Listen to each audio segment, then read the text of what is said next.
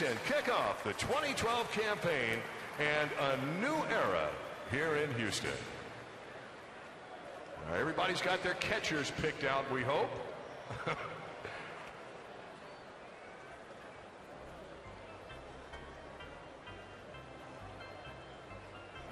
All right, here we go. Strikes all of them. Jim Crane. Let the new era begin. Let the season begin. It all begins next. Bill Brown and Jim DeShays have the call of the game. It's the 2012 Astros season opener. It all gets started next right here on Fox Sports Houston.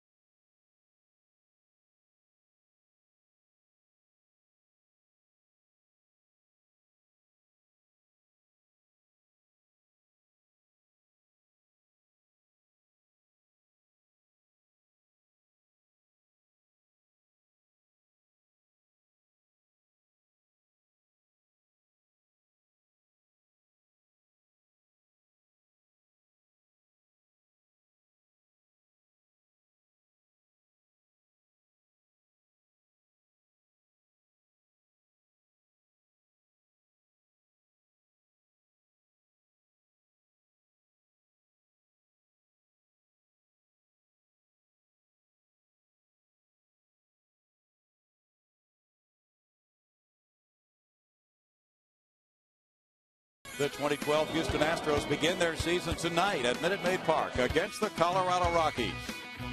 Houston fans, it's time to root for your Astros next on Fox Sports Houston.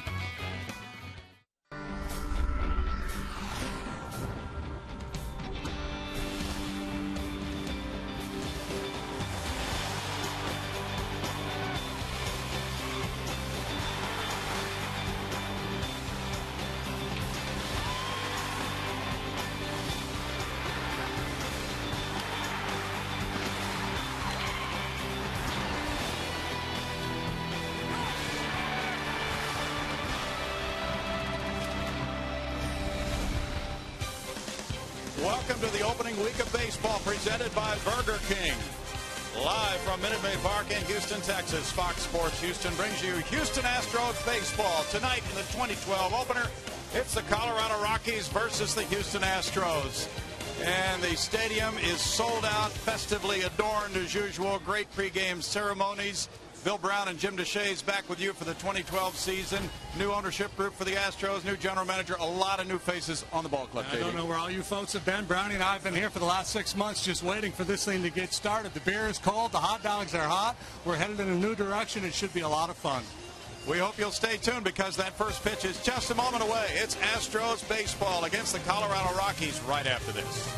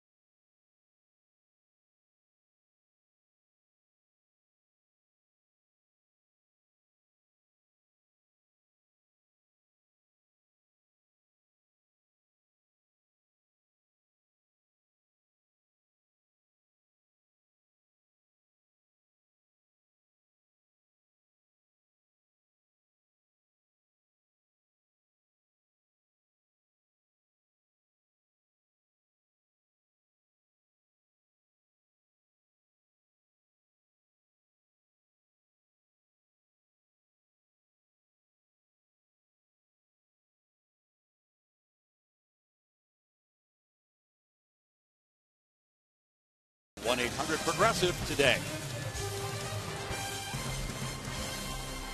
Beautiful sunny skies above. The temperatures are pleasant. It's a packed house here at Minute Maid Park as the Astros and Rockies get set to open the season with the first of a 3-game series. It's a 6-game homestand for Houston. The Astros starting defense is brought to you by the Home Depot. Here's the way they line up tonight. In left field, it's J.D. Martinez. In center, Jordan Schaefer. In right, Brian Bogusevic. Around the infield, Chris Johnson. Marwin Gonzalez, a rookie making his major league debut at short. Jose Altuve and Carlos Lee. Jason Castro and Wandy Rodriguez, brought to you by the Home Depot. First opening day assignment for Wandy Rodriguez, J.D. And certainly an assignment that he earned, really threw the ball well last year. 30 starts, a break-even record of 11-11, and a very impressive 3.49 ERA. Wandy Rodriguez clearly now the leader of this rotation, so he gets the ball here on opening night. And the starting lineup for the Rockies is brought to you by Hyundai. It's Marco Scudero, who joined the Rockies over the winter at second base, leading it off. Dexter Fowler is in center field. Carlos Gonzalez, one of the top talents in the game, is the left fielder. And another one of those top talents is shortstop Troy Tulowitzki, the cleanup man, followed by longtime Rocky Todd Helton. Michael Kadire, a newcomer from the Twins, is in right field. Ramon Hernandez also playing his first game as a Rocky. He's the catcher. With Chris Nelson at third base, and Jeremy Guthrie is the pitcher. I would love to have a heart monitor, not on that guy right there, although he's got to be a little amped up tonight, but how about Marwin Gonzalez, a Rule 5 draft pick, making his major league debut at shortstop on opening day. That is quite an experience for that young man right there. Of course, he's somewhat unique, but that is the story with so many of these Astros. 10 players on this Astros roster appearing in uniform actively on opening day for the first time. Jose Altuve from Venezuela, tossing the ball to Marwin Gonzalez from Venezuela. They played on different teams growing up in that country, and now they start at the middle infield spots, both in their first opening day assignments. First opening day start for J.D. Martinez, Jordan Schaefer, and Brian Bogusevic. There's Gary Cedarstrom at home plate. Lance Barksdale, Fielden Culberth, and Adrian Johnson are the umpires. And now it's Scutaro leading it off. The 5th major league club for Marco Scutaro. Hit a leadoff homer against the Astros last year while with the Red Sox. And .299 was his final resting place with that batting average last year with 7 home runs for 36-year-old Marco Scutaro. And while the Astros have strived to get younger, the Rockies have actually gotten older intentionally. They felt like they didn't like the mix in their clubhouse, so they brought in some veteran guys who not only could play a little bit, but also are known for having a very good approaches, good solid professionals. Scutaro, one of them. Kadire also fits the bill. There's Jim Tracy, the veteran manager. That pitch upstairs, and it's a strike call, actually. 1 ball, 1 strike. Wandy would love to have that zone hold up throughout the night.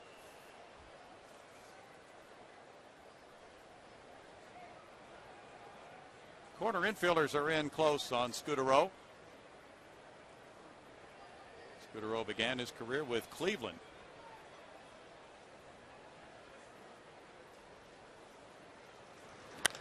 Now he smacks a line drive, and Schaefer over with the catch. Seemed to have a moment of indecision there as he wove his way toward the baseball, but he wound up without number 1 in his glove. A nice way to start the season. Fans are jacked up to begin with, and now a diving catch by Jordan Schaefer in center field.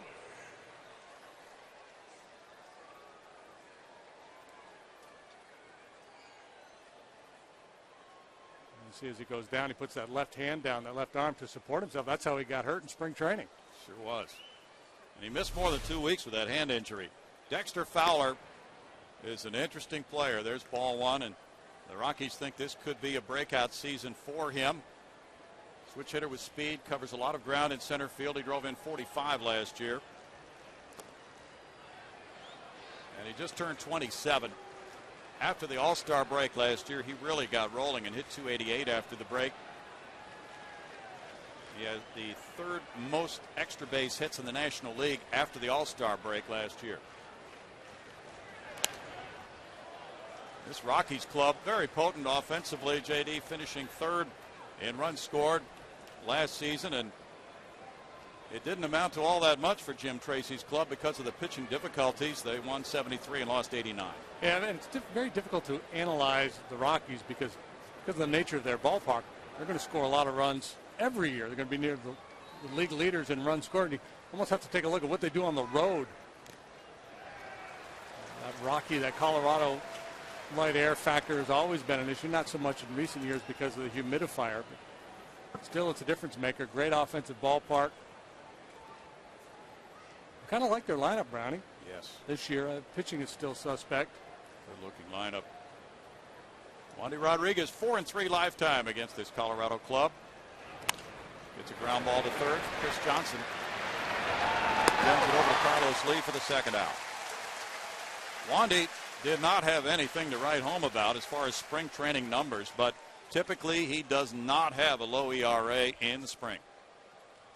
Why waste all that good work in Florida? He's a savvy veteran. This is his 8th year with the Astros, and he has been with the club longer than anybody on this opening day roster since the 2005 season, the only holdover from that World Series club. Now facing one of the tough outs in the majors, Carlos Gonzalez. Cargo, they call him. And he is one of the very best players around after hitting 26 homers, driving in 92. Right now having a difficult time getting that fastball down. Maybe just a matter of settling in a little bit. calming the nerves. Wandy, 33 years old. That one's in the air, and that'll drift back into the sellout crowd. 1 ball, 1 strike.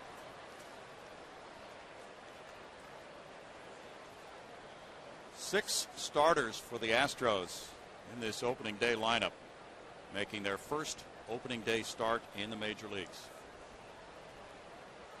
And there are 10 players who are on an opening day active roster for the first time. Bounced up the line, and let's see if Gonzalez can get extra bases here. He heads for second, and the throw from Martinez offline. A double for Gonzalez, who hit it in just the right spot. Didn't hit it hard.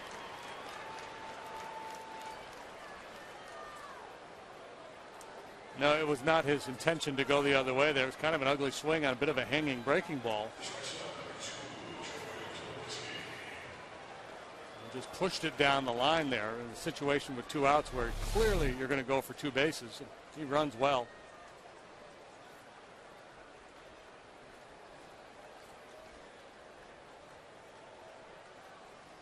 Now it's Troy Tulowitzki, who had a fabulous year last year. Leaning back from ball 1, Tulowitzki, shortstop and a cleanup man, coming off a 30-homer, 105 RBI season, hitting .302 last year for the Rockies. No National League shortstop's ever done that. 330 bombs, 100 driven in. Not even Ernie Banks, huh? Not even Barry Larkin. That's impressive. 2-0 to Tulo. Not even Pepe Frias. Tulowitzki is the all-time leader for the Rockies franchise in games played at shortstop. 27 years old, the 7th player drafted in the 05 draft from Long Beach State. Wearing that elbow pad, Ubaldo Jimenez drilled him the other day in the spring training game.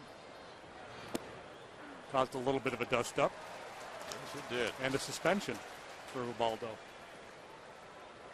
Here's a look at where Tulowitzki ranked in the National League in those departments last year. A high on-base average of .372. Todd Helton's on deck. He goes off that draft board pretty quickly in fantasy baseball every year, comparing him to the average shortstop. That's true. Yeah, he delivers those premium numbers. Rockies won 5 of the 7 played between the Rockies and Astros last season.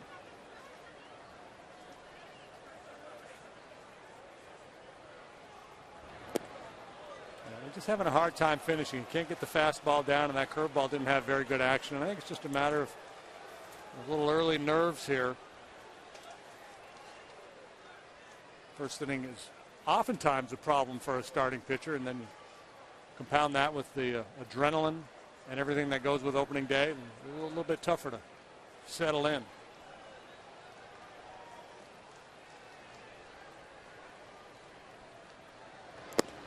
Tulowitzki takes ball 4. Ooh. It looked good, didn't it?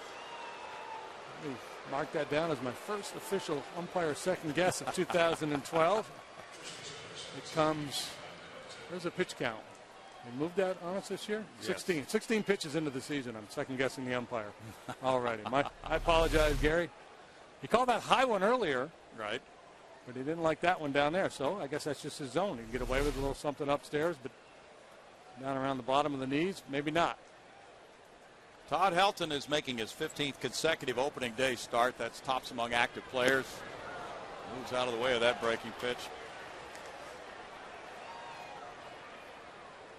Helton is a .440 lifetime hitter against Wandy Rodriguez. Jeff Bagwell made 16 consecutive opening day starts at first base. He hits everybody, left, right, home, road. Those are his career marks. That one's fouled into the seats, and it's 1-1 for Todd Helton, who's 38 years old, former quarterback at Tennessee, first round pick in '95. Chipper Jones had started 16 consecutive opening days, but that streak was broken when he went on the disabled list prior to opening day this year. I wonder if Helton's had Peyton Manning over for dinner yet. Maybe so. 2-1. Todd's first opening day was the first day of the Arizona ballpark. the Diamondbacks began play. 7th among active players with 2,363 hits. He's hit 347 homers. Helton has a career on base average of 421. That's the best in the game right now. There we go. He did finish that time. Yep. 2-2. Wandy Rodriguez pitching to a 5-time All-Star. Wandy's career record is 73 wins, 75 losses. Helton rocks one to center, but Schaefer moves in for the catch. And it's no runs, a hit, 2 men stranded. Wandy Rodriguez puts up the first 0.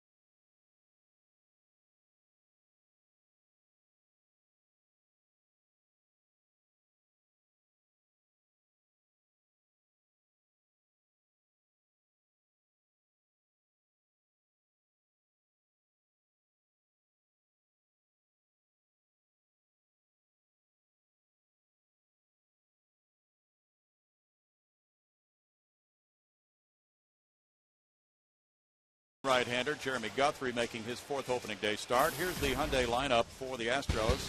It's Jordan Schaefer leading off in center field. Jose Altuve at second base. J.D. Martinez in left field. The cleanup man is first baseman Carlos Lee.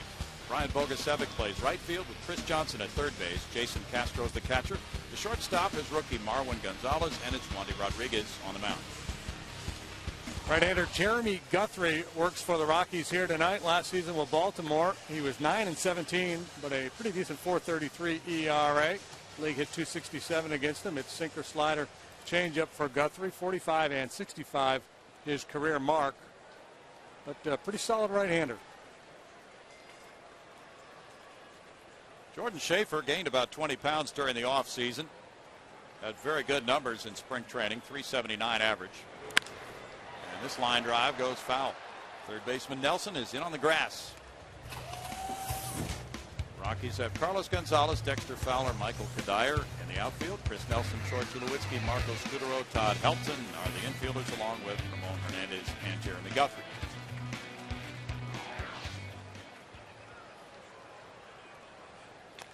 Bunted.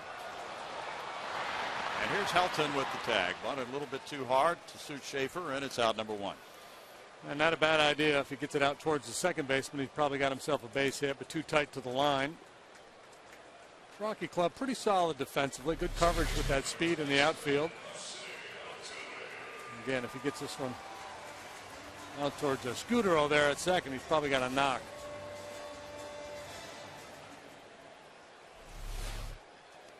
That's out number 1. Now Guthrie in his 4th opening day assignment faces Jose Altuve. He'd been doing some drills to improve his plate discipline during spring training, and they seem to have paid off in a big way. He hit 276 last year, had 2 homers, 12 runs batted in. In 57 major league games, he walked 5 times. He had 11 walks this spring to lead the club. 1-1. He'd been batting 8th quite a bit in spring training when Jed Lowry was hitting 2nd. Lowry was placed on the disabled list today, and he will miss the first 6 games with a thumb injury. So that puts Altuve in the number 2 spot. Reaches and taps it foul, and it's 1-2. Quite a success story, though. Jose Altuve coming up from the minor leagues with a total in professional baseball of 200 hits last season. He started at Class A Lancaster, hit .408 there for 213 at-bats. Jumped up to Double A Corpus Christi, where he hit .361. Just bypassed Triple A altogether. Sure did. Never mind that.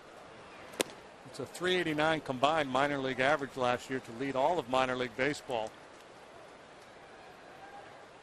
Jeremy Guthrie, a first-round pick of the Indians in '02, is from Roseburg, Oregon. He went to BYU and Stanford. He was 13-2 as a junior at Stanford.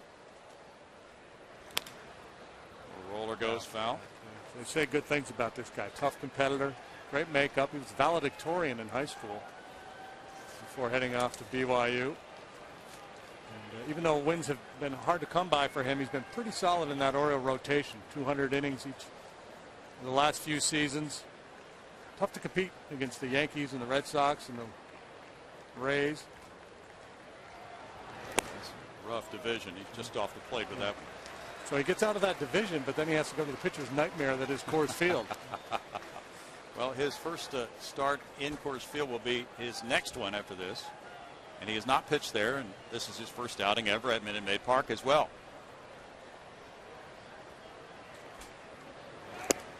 Off the plate there, and Altuve draws a walk. Very nice development, this patience we're seeing from Altuve. Not just the ability to work a walk, but to work the pitcher, to see more pitches. Important part of the game plan. J.D. Martinez with 14 runs batted in this spring at a .226 batting average, and last year he attracted a lot of attention with the 28 runs batted in August at a .295 average. J.D. 24 years old. He looks at strike one.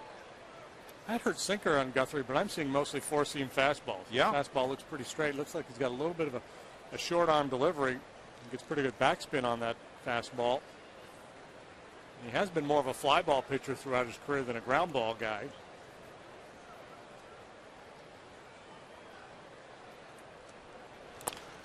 Bouncer, and there's the second sacker. Scudero taking a glance, but no play at second for him, and he took the out at first with Altuve advancing 2 outs.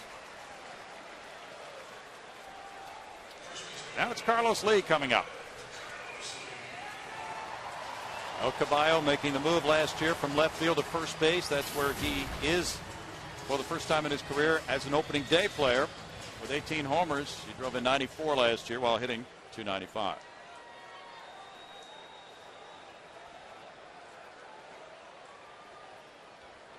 Carlos in the 6th year of his contract with the Astros. He hit .275 rather last year.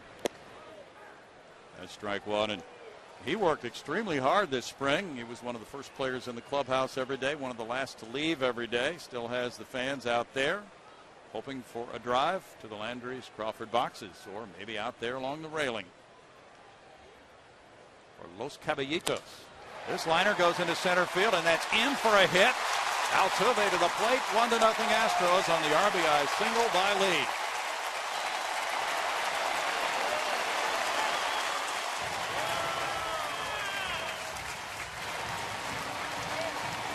A 2-out run producing hit for Carlos Lee gets the Astros on the board. Altuve's ability to work the walk pays off as Carlos drives him in. Down off the end of the bat a little bit, but drops it in there for a knock. 2 outs. Altuve's moving with the swing, scores easily. Now Brian Bogusevic gets a shot. 1,287 runs batted in, placing El Caballo in the top 10.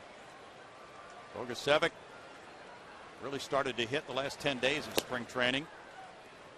His strike one as he gets his first opening day assignment in the major leagues, coming off a .287 year with 4 homers, 15 runs batted in. The Astros really think that you could see big numbers from Brian Bogusevic, who will get a lot more playing time.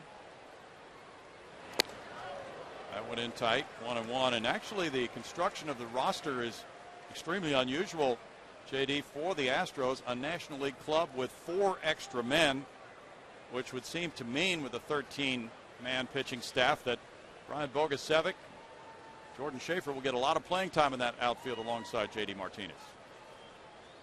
I think that's the plan, at least initially, Brownie. I think Brad Mills he wanted that extra left-hander in the pen. I mean, they could have kept one more outfielder and sent Wesley Wright or Abad back, I guess. But you know, this Rocky club, a lot of left-handed bats. The Braves come in next, a lot of dangerous left-handed bats. And I think Brad just felt comfortable having that extra left-handed arm in the bullpen. And in Downs and Bixler, he's got 2 bench guys who can play all over the field. They can play both the infield and the outfield. So that gives him a little flexibility. Bouncer on one hop to Helton. Ends the first with 1 run, 1 hit, and 1 left for the Astros. They lead the Rockies 1-0.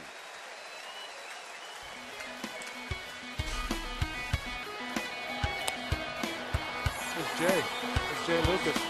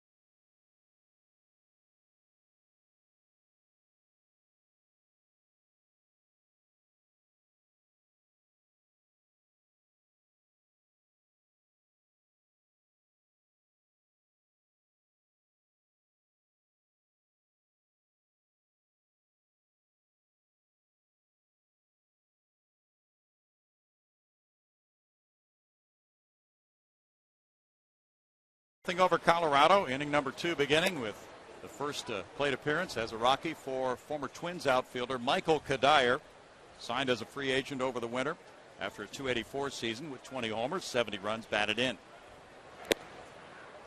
Takes that one right there, and it's a 1-ball, 1-strike count. The Twins have a good way of teaching players to play the game. They've been known for that down through the years. The Rockies among those teams taking notice when Kadire went on the block as a free agent, and they really felt good about adding him to their clubhouse mix because of the way he's been taught to play the game and because of his production and the veteran status that you talked about they were looking for earlier, Jay. Yeah, just a good, solid professional. Comes to play hard every day. Kind of a nice, fun guy to have in the clubhouse. Chris Johnson trying to recover, safe at first. Chris failed to make a clean pickup on the backhand side, and Kadire's able to reach. Fairly typical for a third sacker to get plenty of action when Wandy Rodriguez is on the mound. This ball sharply hit with some topspin and just eats up CJ a little bit. And by the time he recovers, there's no chance to get a hustling Kadire. That's an E5.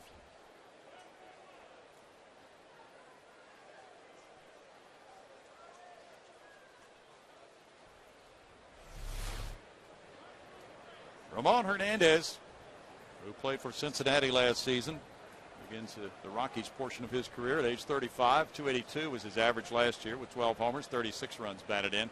Wandy has thrown ball 1 to the first 6 Rocky hitters. Gets strike 1 there. That's a dangerous pitch he just threw Ramon Hernandez. Right-handed hitter with power the other way, really handles that fastball up the middle of the way quite well. Hernandez signed a 2-year deal in December to join the Rockies. Chris Iannetta did a lot of their catching, and he left the club as the Rockies made some changes. How old is this guy? He's 35. He's 35. Yeah. Kadyr's been around a while. Scudero's 36. Right. Jamie Moyer's 50. 49. Yeah. They added some age, Yeah, and the Astros they subtracted really did, some age. Kadyr's 33. Slowly hit. Marwin Gonzalez with a difficult chance. Throws low and gets him. We go to Patty Smith. Well, the Astros are teaming up with the city of Houston to welcome home recently returned Iraq War veterans before tomorrow's game against the Rockies. Join the Astros for the welcome home parade from 4 to 4:30 on Texas Avenue, followed by a special pregame ceremony. Get tickets at Astros.com. And I am up here in the suites hanging out with Clay Walker, the man who sang the national anthem. You've done it here before. I know this is something very special for you to do, being a Houston guy. Well, being a hometown guy is nothing better than opening day at the Houston Texans game. But what a great day it is to be here, and an honor to sing in front of my hometown, and a great new ownership here with Jim Crane and company. And I appreciate the invitation to be here, and I'm looking forward to a great season. I think it will be. I think our team will continue to get stronger and stronger, and eventually win us a championship. Well, I love how he says our team, and you look at it that way, don't you? When I saw you down there, you are a Houston Astros fan. Well, I've been an Astros fan since I was a kid. The only two teams I've ever liked, and I have to say this, Astros and Yankees. But I love the Astros. I've been watching ever since Nolan Ryan threw for us, and it's just a great game and a great way to socialize and have a good time with friends and drink a few cold beers, and also do what I do best, and that's sing. All right, well, you did a great job. Thanks for stopping by, Bill. Thanks, Patty. A scoreless second inning for Wanda. He works around the leadoff error, and it's 1-0 Astros.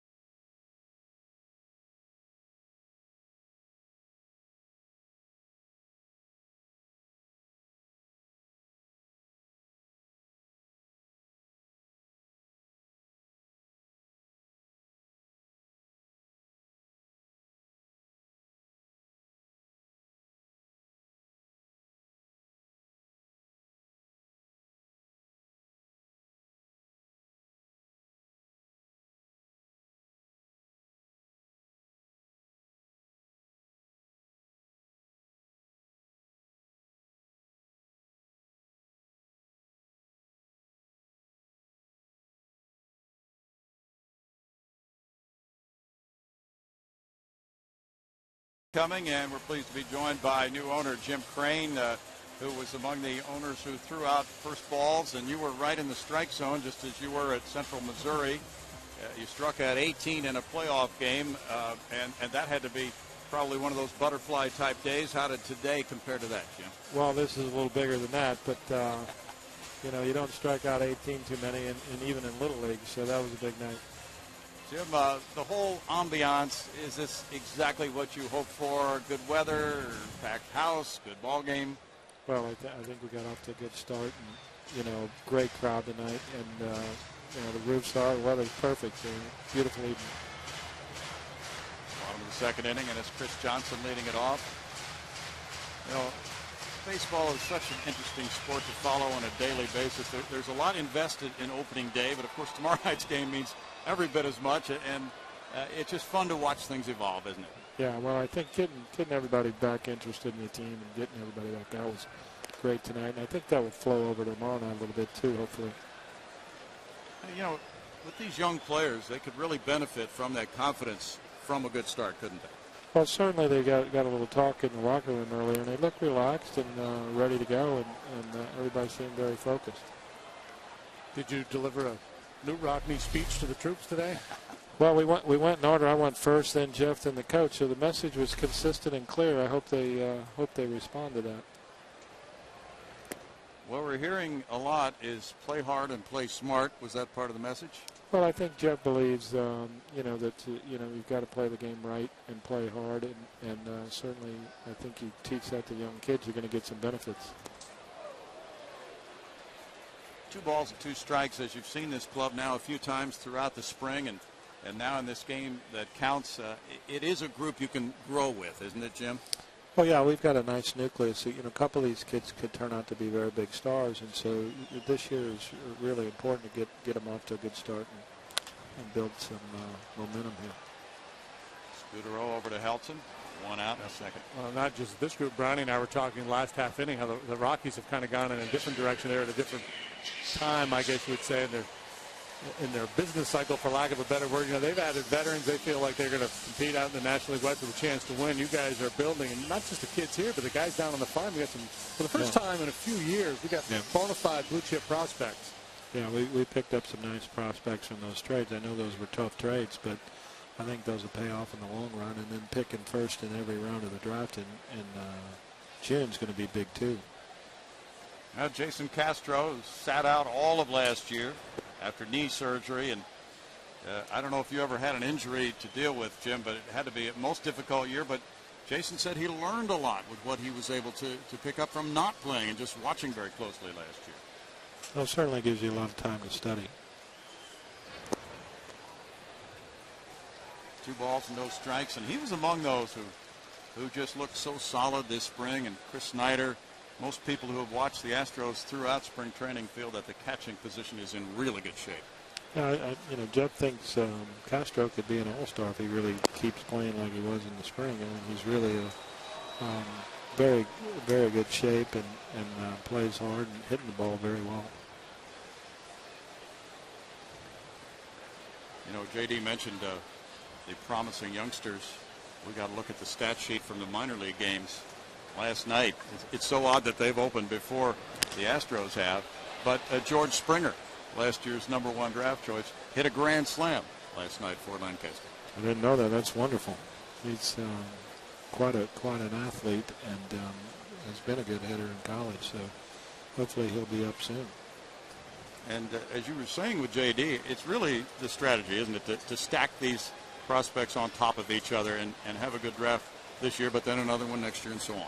Yeah, I think it's very important for us to get through this draft and make sure we can sign everybody that we pick. That brings up an interesting point, too, Jim, is that the rules are different on international signings this year. There's a deadline July 1, and these things have not been the case in the past, and this is part of your program, isn't it, to sign international players? Yeah, we picked up some good players and spent some money down there this year, and certainly want to do that again, but it's kind of evened out.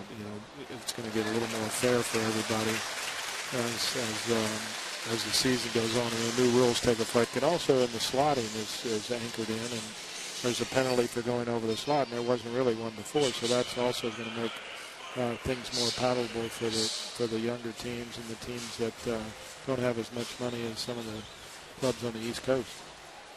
Castro's on the walk. You must feel pretty good in that, you hired Jeff Luhnow to be your general manager, who's never held that position before.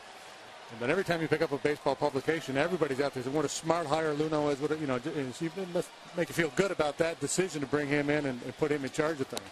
Well, I don't think it's any secret. We got a lead from Peter Ubroff on telling us that Jeff was not a well-known name, but was right behind the Cardinals GM and was a very smart guy. So we called him. 18 hours later, he had a 25-page report on how to fix the Astros. So you had to kind of think he had done a little homework overnight.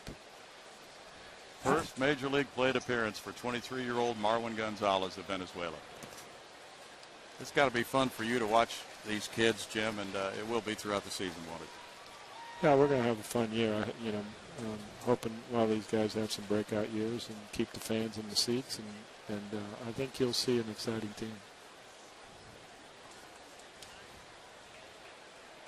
Good sign that the Astros have worked a couple of walks early here. And the center fielder Fowler moves over. This is such a gorgeous ballpark, Jim, and as you entertain in this ballpark tonight, it was really built for entertainment, wasn't it? It's got a lot of great spots to hold events, bring company people down here. A lot of good venues in the club level, and the diamond seats and out in the outfield. It's got a lot of great spots. Center field's a wonderful spot. And you've addressed that with some fan initiatives this year. Fans could bring some food and drink into the ballpark for the first time. Wandy Rodriguez batting.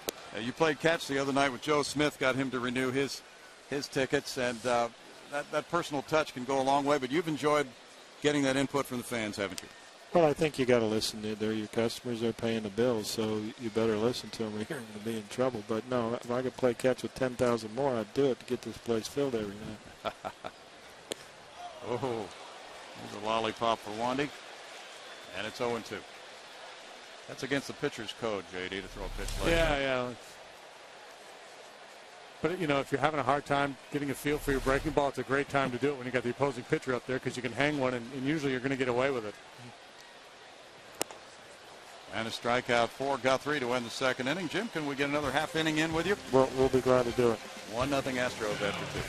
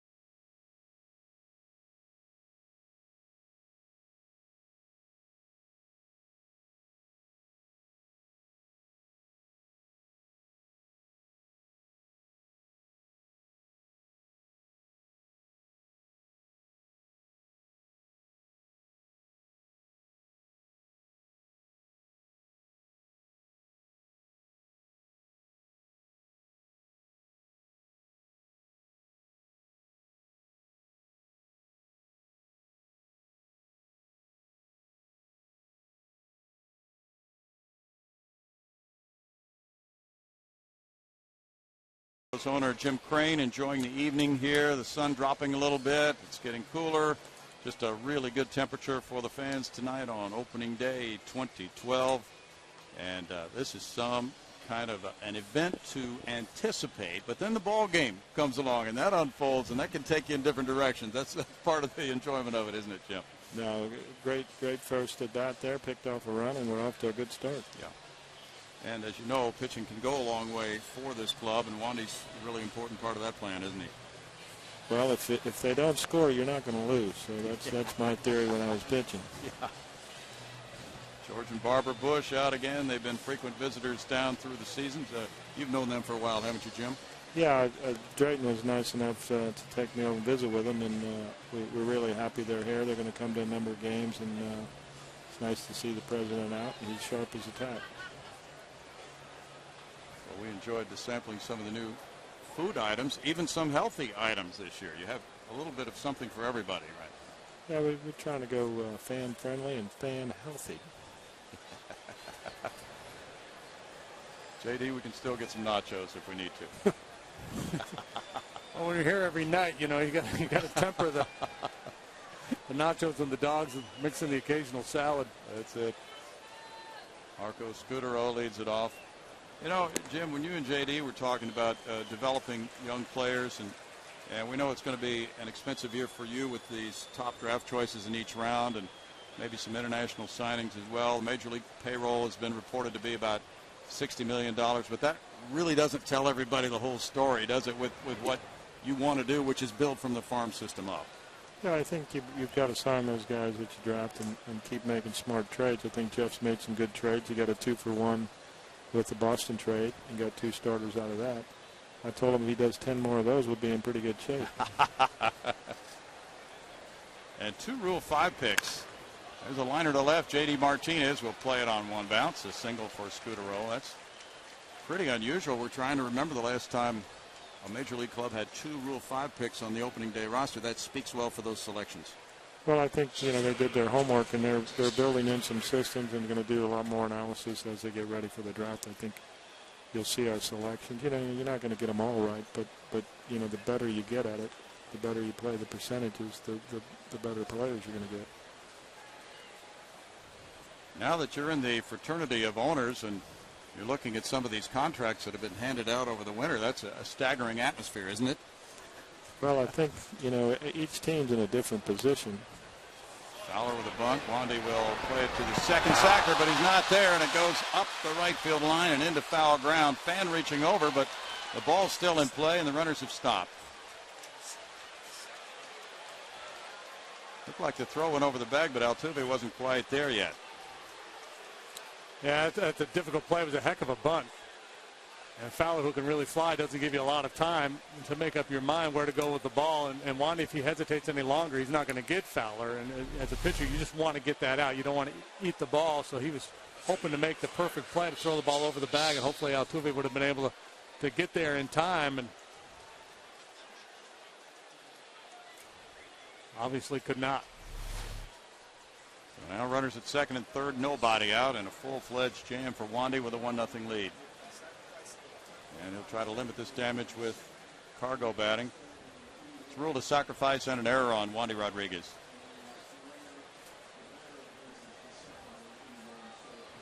That Joey Votto contract was rather staggering. We'll take another look at this.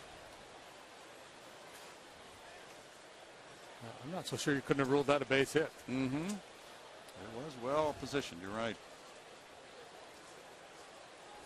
Because I think he's going to beat it.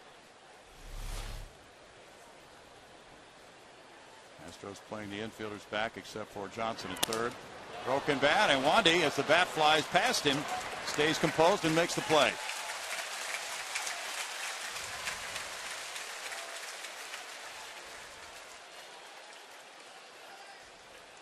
Yeah, it's hard to understand these big contracts for 9 or 10 years.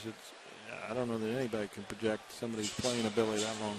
Absolutely, and that's so risky to tie up so high a percentage of your assets in one guy, isn't it, Jim?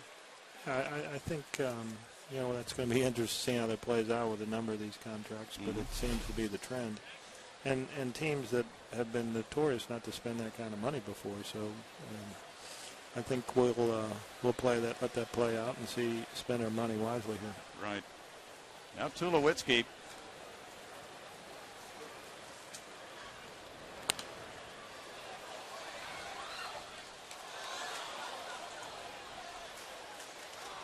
So, Jim, what has been the biggest surprise for you since taking ownership? Well, we're just kind of learning everything, but it's busy tonight. I think the media is very intense. I didn't realize there'd be that much attention to the team and the press. The other day we landed in St. Lucie to look at the Mets facility, and it was on Twitter in 10 minutes. I mean, I don't think anybody cared that much about the Mets, but anyway.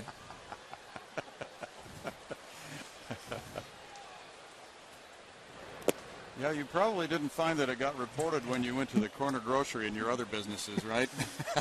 No, it's a little more high profile, but now that the season starts, we'll get Jeff and Mills out there and let them be the center of attention. Yeah. So you're not going to be tweeting? I haven't done any tweeting yet. Allison Footer can handle that quite well. She's in charge.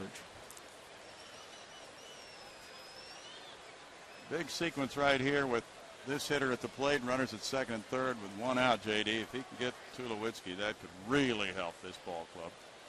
Yeah, you got Helton on deck, and then after him, Kadire, a guy who has just worn out left-handed pitching in his career.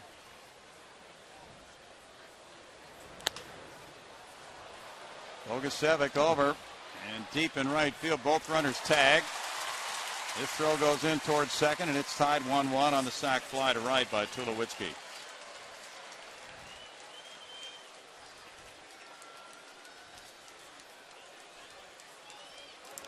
And Jim, when you were pitching, you might have had a jam or two like that. If you can get out of that one, second and third, nobody out with one run scoring, you have to feel pretty good about it. That'd be great if we could get out of here. So is the golf game taking a bit of a back seat with all this ownership stuff? I mean, it's not doing as well as it usually is at this time of the season, but we got some time. You know, watch a few games on the road. You can play in the day and watch a game at night, so we'll get back in action. Skip over to Augusta and catch the weekend here. You could be tied up here. Yeah, I didn't see what happened today. Couples had the lead at one point. Yeah, we heard that. Looked pretty chilly over there. Well, he can play that course. It'd be great if he could hang in there and win that. That'd be fun, yeah. At his age.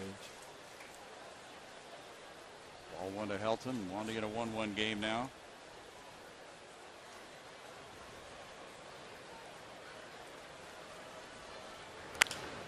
That liner heads for the left field corner. It's slicing away from J.D. Martinez. A fair ball that gives the Rockies a 2-1 lead.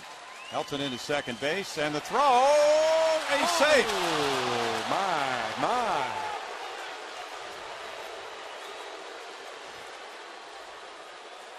Good throw from the left field corner. The Rockies lead at 2-1 as Helton has the RBI double. Over the years, Helton been known as a guy who hits the ball all over the field, a ton of doubles. He's in the top 30 in Major League history, and it looked like he did get in there just ahead of the tags. Yes, it did.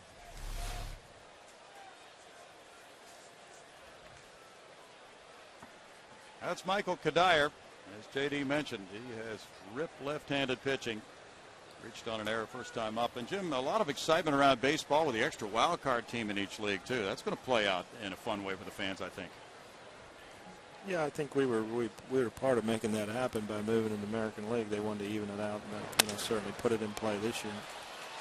Inside the right field line, Rockies will get run number 3 home on the opposite field RBI single by Kadire.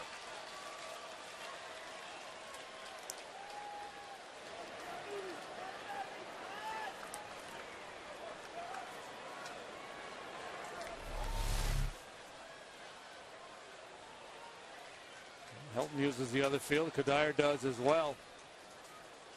Nice approach by these veteran Rocky hitters. And Doug Brocail with his first visit to the mound in 2012. Hopefully we'll see less of Doug out there on the mound this year than last. He was out there quite a bit. Well, we did see a parade of Astros pitchers last season and a parade of Brocail visits. But this year, I think, Jim, the organization is much better fortified with talent to bring up from the minor leagues. Well, I think that the pitchers they have on the roster now are solid. I think Jeff really likes the relievers, and hopefully we get into the middle of the game, we can shut them all. Well, one kid we may see is the Paul Clemens kid. He pitched to Dandy last night in his first start.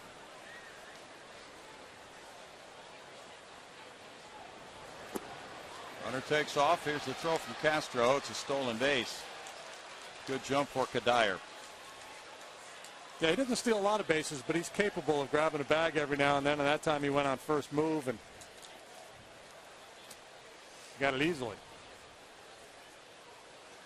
It's kind of his game. He does a little bit of everything. He's got some speed.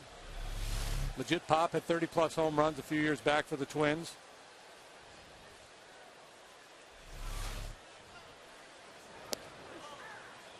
Good pitch for Wandy on Hernandez. That evens the count at 1-1 now.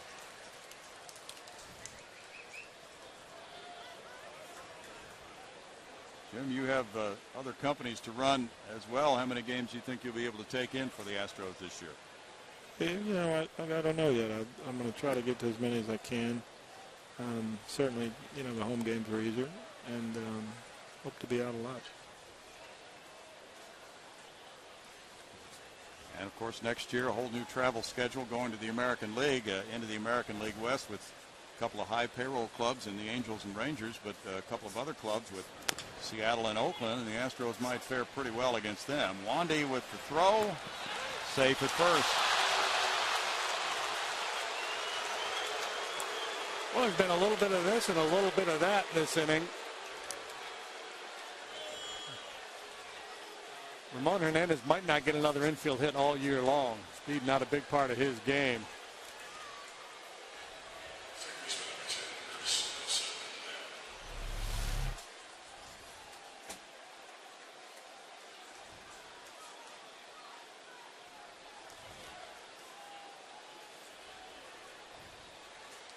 Big catcher like that, there's no way that's a hit in August.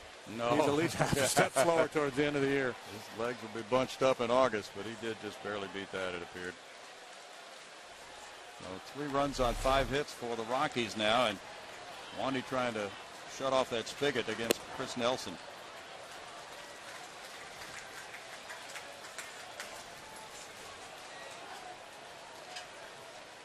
There you go, Jim. Welcome to the roller coaster. Club had an early lead. Now they're giving up a 3 spot. Well, we need to get out of here. It's games early. Yeah, a thrilling comeback win opening day would work. Diving play, Altuve shoveling to Gonzalez. Spectacular effort for the 4th to end it. The Rockies getting 3 runs. And we thank Jim Crane for joining us. Jim, all the best to you this season. Thank you, guys. Thanks for your hard work, and thanks for the fans for coming out tonight. We'll have a great year. Thanks. 3-1 Colorado.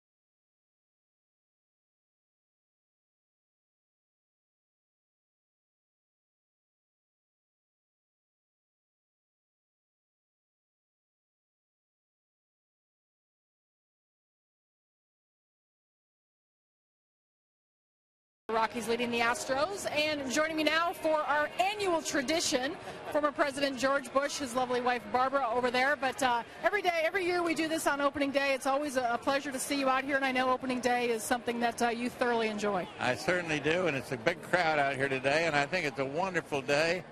And I'm hoping the Astros come back from last year. They were terrible last year, but I understand we got a good ball club, a young club, and I hope they do well. All right, well, I guess you're probably one of the few people that can say terrible, and we're going to let that slide. But, based on what you've seen, just in a little bit, a lot of unknown names, a lot of young kids, you think that's something okay that they can build on? I think so. If they get going together, I mean, I really do. And it gives them some zip. And, I wish them well. A great team, believer in the team. And I think if they come together, we ought to do well. Well, of course, you've got new seats this year, a slightly different vantage point. Do you like it a little bit down the first baseline here? Yeah, I think we're just here for one game. I think we're going to be over there where we've been all the time, right behind home plate. For some reason, they stuck us over here. This is very good, though. See, well, how have you been? I've been just great. Thank you for asking. You've got some lovely young boys over here, relatives. Yeah, they're kind of relative, not quite. But they're related to one of our cousins. Well, they're having a great time down there, and of course, it's always good to see you and Barbara here. Barbara's still keeping score. You're never going to get that score sheet out of her lap, are you? I'm not going to. She was sent off for it today when we got here. Where's the scorecard? And here it is. She keeps a very official baseball scoring. Go ahead. You can chime in. What was that? I hope I was gentler than that. I've got to find a scorecard. Yes, she was gentler. Don't throw her under the bus like that. She's a great wife. We were newlyweds. I mean, only been married for 66 years, I think. How about that? That's reversed. 67 years. 67. You need to get it right. It seems like 66. It's going so fast. That's what you're supposed to say. It seems like just 6. It's been going so fast. Well, I know you guys are, very active baseball fans. What else what are you doing with your time, your days, your time? Where can we? To Maine. We spend 5 months a year here, 7 months a year there, and 5 months here, and we love that. We're right on the ocean, and so I have a fast boat. I can still do that, even though my old legs aren't doing too well here on dry land. But life is very good for us. We're very lucky, and we don't see enough of our own kids. Well, Neil lives here, but the rest of them are spread around, and it's good. We can't have no complaints. Well, good. Well, you guys look great. It's always a pleasure visiting with you, and we hope to see you out here at the ballpark plenty more. May I make one more comment? You may. You're as beautiful as ever.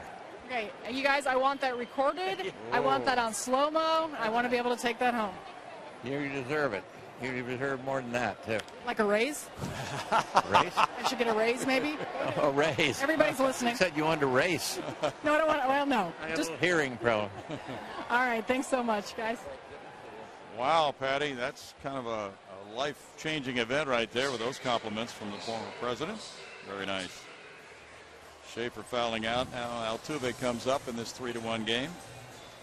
Altuve walked and scored the Astros run on a Carlos Lee 2-out single. New coaches for the Astros, the bench coach Joe Patini, formerly with the St. Louis Cardinals. It's his first game with the Astros, and also bullpen coach Craig Bjornson is a newcomer to the coaching staff. There's ball one from Guthrie. And Guthrie, JD, in those opening day assignments, and this is his 4th. In 2009, he beat CC Sabathia in Sabathia's first start as a Yankee. And then the next year, he pitched 8 strong innings to win the opener on the road at Tampa Bay. So this guy has been there before on opening day, and he's pitched well on opening day. Yeah, and I think that's why Jim Tracy made him the guy for opening day this year, because of his experience. Tulowitzki, 2 outs. Just a reminder, as you enjoy a cold one, to look forward to Miller Time later in tonight's game, brought to you by Miller Lite. Guthrie settling in now. He got some run support in the top of the inning. And J.D. Martinez would try to rough things up for him here with 2 outs and nobody on. He grounded to second earlier. J.D., one of those who's come up through the Astros farm system. There's strike 1 to him. He was a 20th round draft choice in 2009 from Miami, Florida, and he'll be going home in a few days as the Astros have their first road trip starting in Miami. No balls, 2 strikes. Guthrie tonight, 49-year-old lefty Jamie Moyer tomorrow night for the Rockies. That's a story, because if he wins, he'll be the oldest pitcher to win a major league game. And it'll be Lucas Harrell for the Astros tomorrow night, a 6:05 start time. Sunday at 1:05, it's Bud Norris and Juan Nicasio. Tulowitzki handles the 3rd out, and after 3, it's 3-1 Rockies.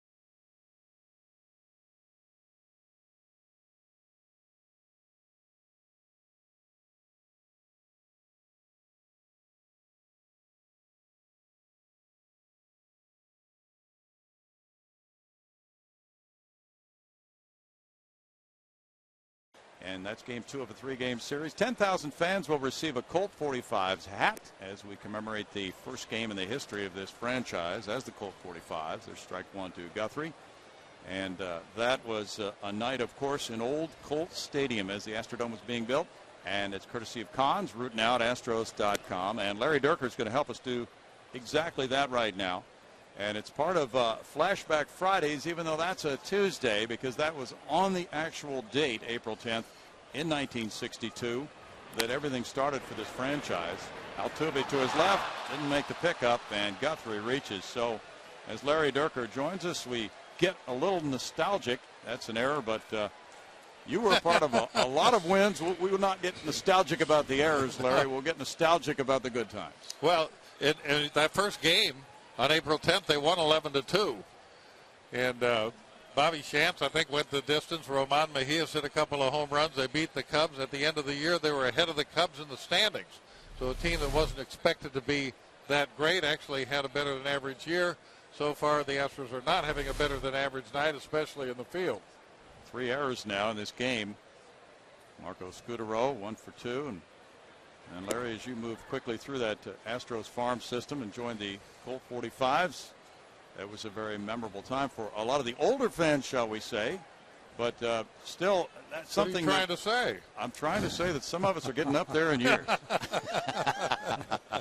Well, at least you got some gray hair. You had brown hair when you got here. That's right. I've got some hair. Look at JD, and he's young. He looks young. If you remove your hair, people have no idea what color it would be if you had hair. That's a good point. Unless you have a goatee. Yeah. There's a young strapping right-hander out of Southern California. Better believe it. 139 wins, and then, of course, as the manager, 4 division titles in a 5-year span. Tremendous career for Larry Nice Durker. ride. Yeah. And, of course, you made the move from the Astrodome to this ballpark as a manager. So you've spanned all the ballparks for this club. You should go back to Colt Stadium, right, as a player. Right. So and all but one of the uniforms. How about that? The rainbow was the last one that I wore, and then the rainbow stripe on the shoulder is the one I didn't wear. And then when we switched over to the newer uniform at the end of the Astrodome era, I was wearing that as a manager. Oh, yeah. There's the Colts uniform. That was a classic. Really a classic. Do you have a favorite?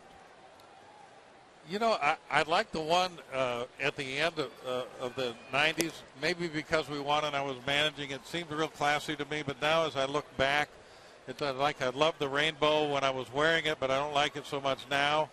The shooting star looks great to me now. That's the one I didn't wear. That's the one that I chose to have retired. I felt like that was the classiest look. Yeah. But I don't know if classy is that important. Right. Well, there's a pretty good chance next year the Astros will have different uniforms. I've seen some designs, and they look pretty good. Okay. There's nothing real wild like the rainbow, and but I think the fans are going to like it. So that's next Tuesday for those Colt 45s uniforms. And they'll wear them again on the 20th of this month. That will be a Friday night, and then the Flashback Fridays fall into line. Every Friday night they wear one of those uniforms that you just saw.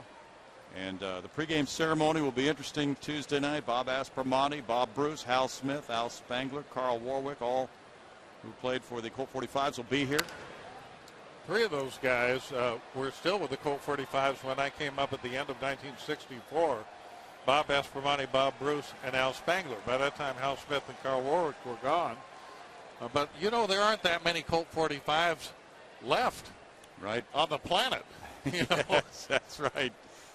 Well, those 5 guys will be signing autographs for the public on the main concourse from 6 to 6:30 Tuesday night. So you mean if they were to hold a Colt 45 reunion, there might just be a handful of guys show up? It'd be like your 50-year high school reunion, you know. If they haven't moved away, they've moved under. Yeah. But now, you talked about that first game with Bobby Shantz pitching, and then they won that one, as you mentioned, 11-2. They swept the Chicago Cubs in their first ever 3-game series. That was a great way to start the franchise. That was a high pop to shallow left field. J.D. Martinez in. Here in this inning, Wandy has snapped off a couple of pretty good curveballs, and that's usually an indication of when he starts to become very effective and when he becomes a strikeout pitcher. He's been a great strikeout pitcher throughout his career, and in the last 2 or 3 years when he's been more consistent, he's been able to hit the corners with his fastball pretty well too. In this game, his control hasn't been that good, and from what I gather, it really wasn't that good in spring training either. Right. But he typically has not been a good spring training pitcher. True. Now Gonzalez, he has a double in 2 trips. But usually it doesn't translate into April for him. He's usually been fine. Mm-hmm. He might be fine tonight. Yeah, he might. Chris Johnson comes over to the Rockies dugout. Pitch count will be an issue, of course. First start of the year, they're going to keep an eye on that. He's at 61 now. That's a lot. You know, I look back at the 4 games that I pitched on opening day, and I finished 3 of them. But I think we were up to maybe 120 pitches in our last start of the spring. Wow. Yeah. More than they'd let you throw during the regular season now. Yes. Well, that was evident yesterday. With Halladay went 8 innings, they jerked him. I think he had less than 100 pitches, didn't he? Don't know. Broken bad looper, but it's caught by Gonzalez. Dirk, thanks so much for joining us. We look forward to all of these events and celebrating the 50th this year.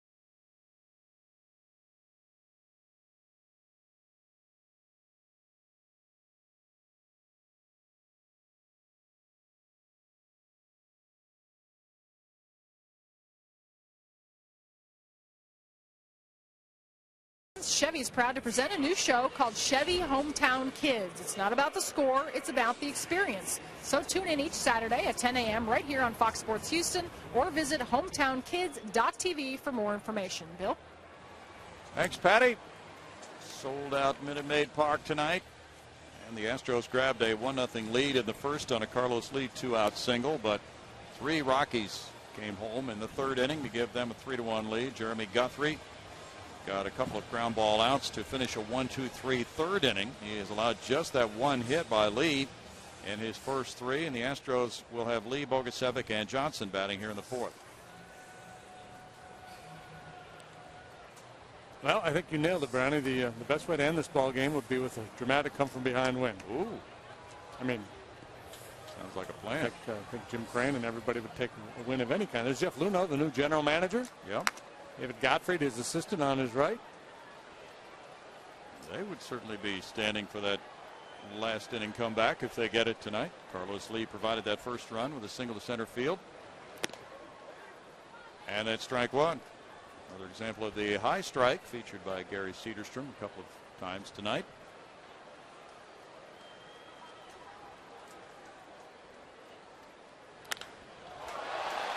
Lee puts one in the air to left. They're getting up in the Landry's Crawford boxes for a Carlos Lee long ball. And he's driven in a couple in this game. Home run number 350 of his career. That's a nice round number. Well, a great way to start the year. RBI single, leadoff home run, solo shot here in the fourth to draw the Astros one closer. Guthrie took another shot upstairs with the fastball, and Carlos jumped all over it. Here you go, folks. Get your glove ready. See if you can make a play. I would have dropped it. I lost it in the sky. That gets things stirred up a little bit. Now Bogusevic looks at ball one. Brian grounded out in the first inning. One more thing we wanted to mention about Tuesday night after talking about the festivities that we did on the pregame ceremony. There's another thing happening Tuesday. And in case you're in the area, as the count goes to 1-1, the brand new Astros Walk of Fame will be beginning on Tuesday at 3:30 outside the ballpark on Texas Avenue. And inductees will get a plaque on the sidewalks around Minute Maid Park in this Astros Walk of Fame. And Astros greats will be honored every year, just like the Hollywood Walk of Fame. So that'll be the first inductee. High drive by Bogusevic. He unloads to left center field, and Brian Bogusevic has made it back-to-back opening day homers for the Astros, who tie the game at 3. That was tremendous power from Bogusevic to left center. First back-to-back homers since September 7th for the Astros last year. Yeah, a lot of folks don't consider Brian Bogusevic a prospect because of his age. He was a young player, but remember, he was a pitcher for the first few years of his professional career before making the move to the outfield. So this guy's got late bloomer written all over him. He is a tremendous athlete, very strong, has a lot of tools. Very, very intriguing, Brian Bogusevic. What a lift that gives the Astros. Now Chris Johnson to right field. Kadire over near the corner. One out after the back-to-back bombs. Well, Lee started it. Bogusevic piling right on top to tie this game. 3 runs on 3 hits for Houston. Well, that would be a welcome sight this year for Astros fans, the long ball. Jason Castro comes up. The Astros were next to last in homers in the National League with 95 last year.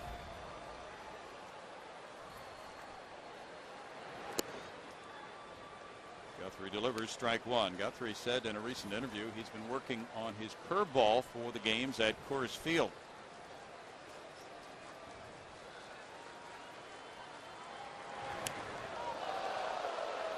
Castro dodging out of the way, and it's 1-1. The Astros were the second lowest in the majors on percentage of runs scored on homers last year. 24% of their runs were scored on long balls last year. Hopper goes out to second. Scudero moves it on to first. 2 outs as Guthrie regroups. That sends a message, though. The back-to-back homers, and you know, last year so often, JD, the Astros got behind early and that was it. But with that long ball threat, if they can bring that more often this season, that could get them back in some more games. Yeah, and again, you know, to me, Bogusevic is a real wild card. Obviously, we know what Carlos Lee is capable of. We got a pretty good feel for the type of player that JD Martinez is going to be. A guy who hits for a high average and does have power. He'll hit some home runs. You're just not sure what we're going to get out of Bogusevic, and I'm not promising everybody Bogey's going to turn into a star caliber player, but I'm saying don't rule it out. We just don't know. We haven't seen enough of him yet. Marwin Gonzalez in his first major league at bat hit a 2-0 pitch in the air to center. He lines one, and it's caught by Helton. Lee goes deep, and then Bogusevic just 3 pitches later hits one out. And the Astros have tied it on back-to-back long balls in the fourth, 3-3.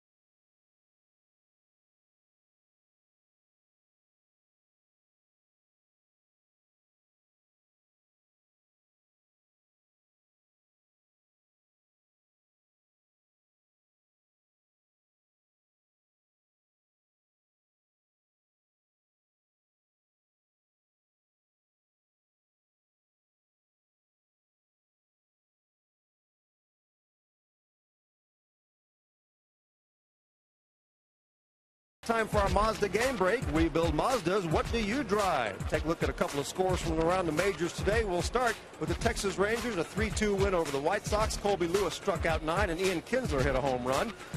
Baltimore Orioles beat Minnesota 4-2. Nick Markakis with a 2-run homer and an RBI triple. And the first salvo in the American League East battle has been fired by the Tampa Bay Rays. They beat the Yankees 7-6 as Mariano Rivera blew a save. That's rare. In the National League, St. Louis beat Milwaukee 11-5. Cards hit 4 home runs today. This has been your Mazda game break. Brownie, back to you. Thanks, Bart, for catching us up on happenings around the majors. Right here, it's a 3-3 game. Wandy Rodriguez gets a fresh start. Troy Tulowitzki in the box to open the 5th. Tulo with a walk and a sac fly. Fouls that one back, strike 1.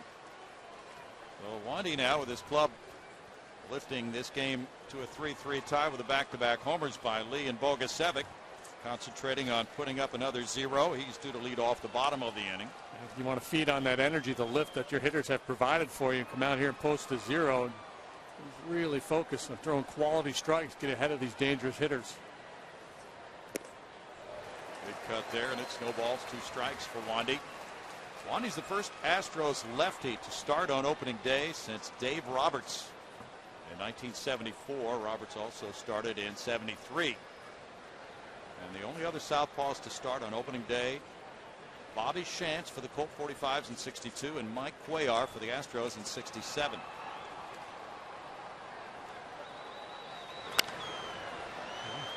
Not a lot of room for us southpaws. Yeah. You got the likes of Ryan and Richard and Scott and Reynolds and Oswald. That's true. The right-handers have had a stranglehold on it. AT&T Trivia comes your way next. JD, you'll be all over this one. Let's see what our question first is. one of the year. Can't have a perfect year if we don't get this one right. All right, name the last 5 pitchers to start for the Astros on opening day.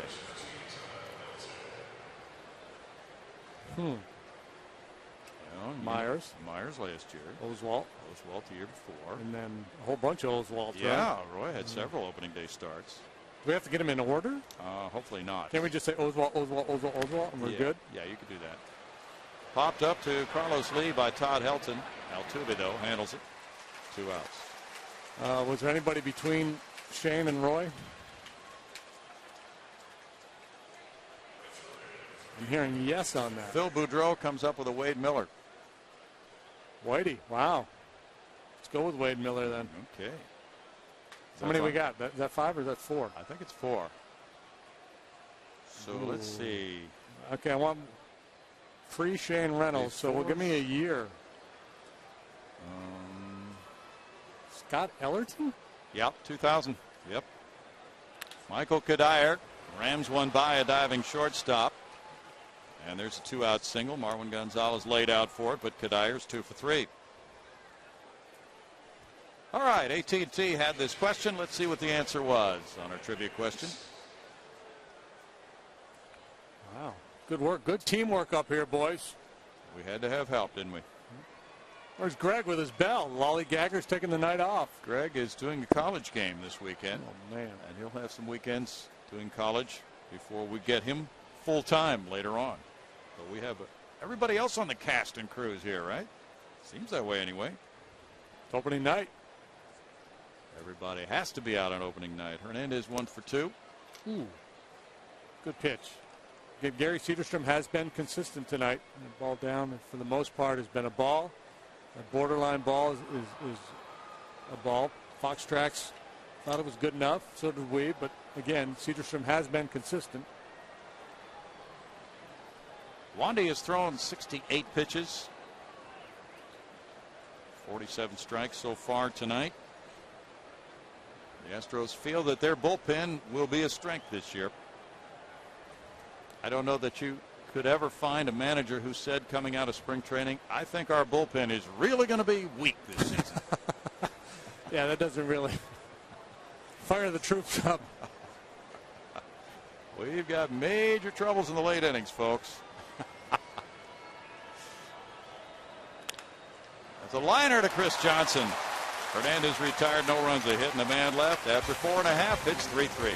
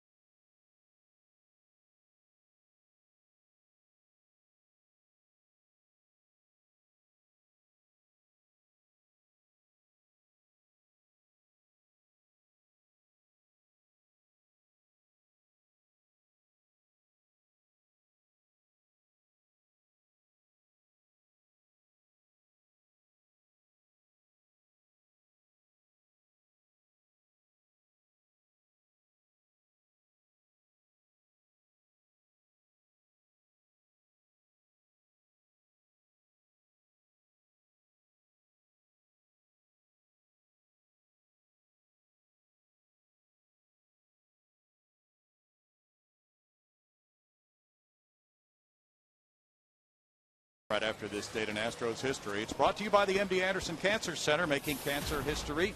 April 6, 1999, the Astros begin their final season in the Astrodome by downing the Cubs 4-2. Shane Reynolds getting the opening day win. As you mentioned earlier, Shane pitched a bunch of opening days.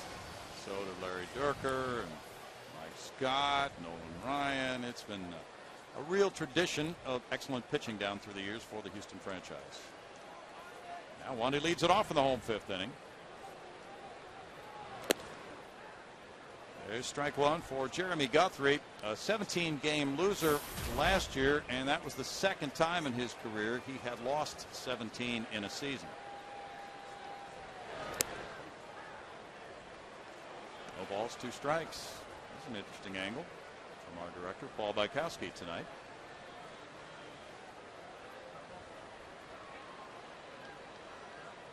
Now I'm thirsty. Yeah. 1-2. Giovanni Gallardo got crushed by the Redbirds. He gave up 6 earned runs in 3 2/3 innings, including 3 long balls. Jaime Garcia won that one for St. Louis.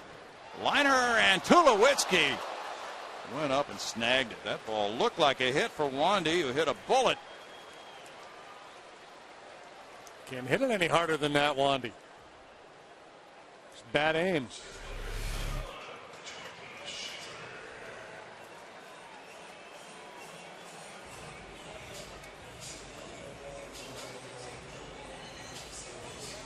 Well positioned, that was the key there. Yep. Tulo takes care of a hard hit out number 1. Now Schaefer 0 for 2. Nelson in tight at third. And ball 1. Happy birthday wishes go out to a longtime Astros fan watching in New York. Sal Esposito is 60 today, and he's watching on the MLB Extra Innings package. Hey, a shout out to great Astro fan Matt Hudis, too. He's watching back in Virginia. We'll see Matt in Washington, Brownie, here. Yeah. Next road trip. Next trip to Miami and Washington. In tight. And Schaefer goes to a 2-1 count. Schaefer looked very good this spring. We talked about it earlier. He had a hand injury making a diving catch. Missed more than 2 weeks with that injury. And the Astros had a relatively healthy spring. Jed Lowry being placed on the disabled list today because of a hand injury, but he will miss only 6 games. Brian Bixler made the opening day roster. His contract was purchased by the Astros, and he gets a week in the big leagues at least. Who knows what else might happen to keep him here. 3 balls, 2 strikes. Travis Buck is an Astro on opening day 2012, his first day in a Houston uniform. Matt Downs and Chris Snyder also on the bench. Schaefer works a walk. That's the 3rd for Guthrie. Guy who typically doesn't walk many, but the Astros showing some patience at the plate. Altuve drew a walk in the first and scored. Castro walked in the second, and now Schaefer, and that's been a point of emphasis with the Astros. We talk about it every year. An on-base plus slugging, teams that walk a lot, hit the ball out of the ballpark a lot, score a lot of runs. Schaefer has been successful on his last 14 stolen base tries going back to last year. Altuve has walked and grounded out. There's ball 1. J.D. Martinez on deck. Now the Astros were 13th in the National League in runs scored last year. And they really were very aggressive, didn't walk a whole lot. So this could be a good sign tonight.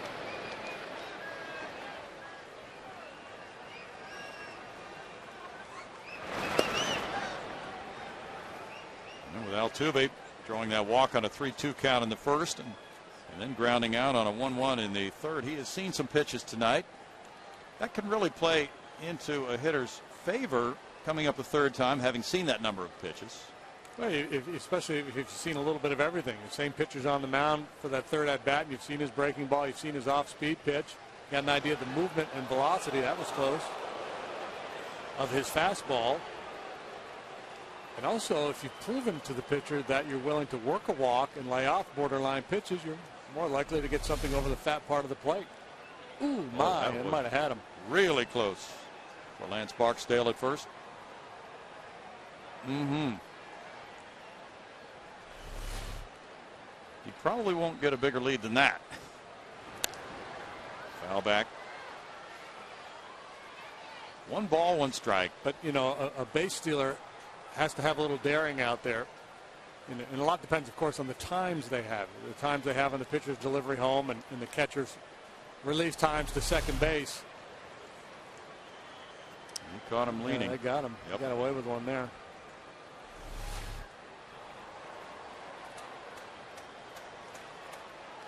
So, you know, depending on the tandem, pitcher-catcher tandem, I have no problem with the base runner almost getting picked off or even getting picked off once in a great while, because you have to, if a guy's pretty quick to home, you've got to be daring. You've got to take an aggressive lead and get a good jump. You've got to put yourself in jeopardy.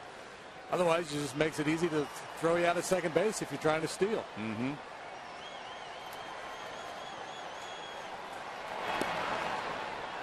Guthrie really works on him. Altuve and Gonzalez, an all-rookie opening day starting double play combo, and Castro, the catcher, missing all of last year. The Astros going with a young lineup. They have the second youngest team in the major leagues, behind only Kansas City, just a fraction of a year behind Kansas City.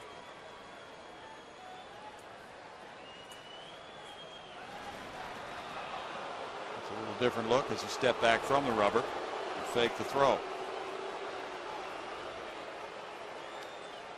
All the attention he's paying Schaefer would probably tighten up that lead a little bit, make it more difficult for a straight steal. But you could play a little hit and run here, especially with Altuve, a guy who really handles the bat and is capable of hitting pitches all over the strike zone and beyond.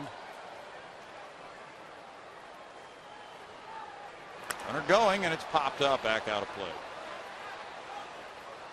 2-2 now. Catcher Ramon Hernandez handling the game for Guthrie. Tomorrow night, it's going to be 49-year-old lefty Jamie Moyer against Lucas Harrell.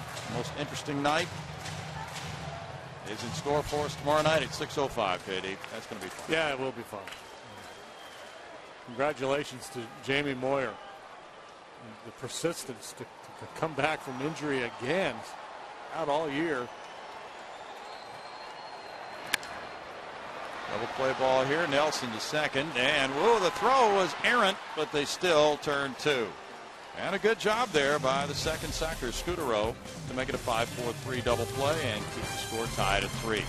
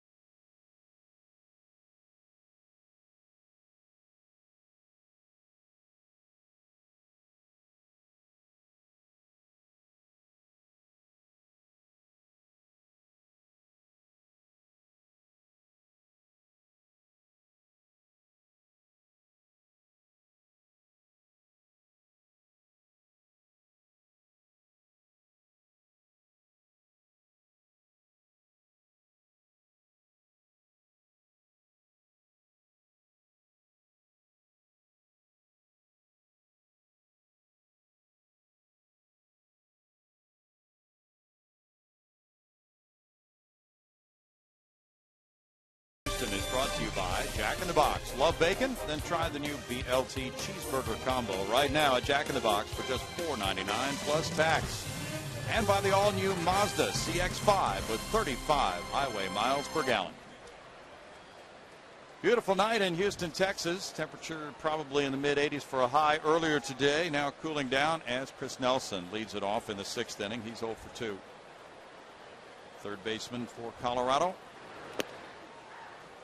And there is strike one. Rockies moved in a different direction than last year at third base. And Nelson is known as a good glove man. He can play other positions as well as third. You might see different combinations at that position for Jim Tracy this year. Yeah, likely going to share time with Jordan Pacheco down there at third base.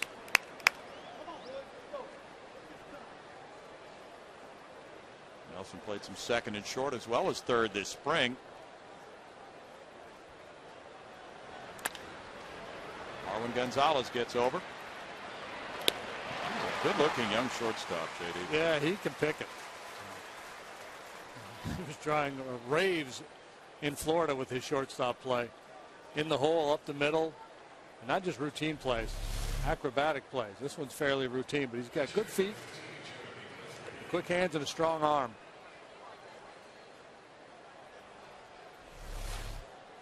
One out, and now it's Jeremy Guthrie. He's 0 for 2. Reached on an error last time. There's ball one. Yeah, it's really unusual for a guy to be making that major league debut on opening day as a starter. And quite a thrill, and it really says something to him about the Astros' confidence in him.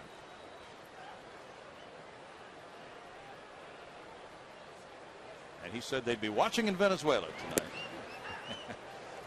Yeah, I guess plan B would have been to put Angel Sanchez back on the major league roster as opposed to Bixler and start Angel out there, but they were just so impressed with the way Marwin played shortstop in spring training. They gave him the nod with Lowry injured. And strikeout number one for Wandy Rodriguez, throwing his 76th pitch of the night.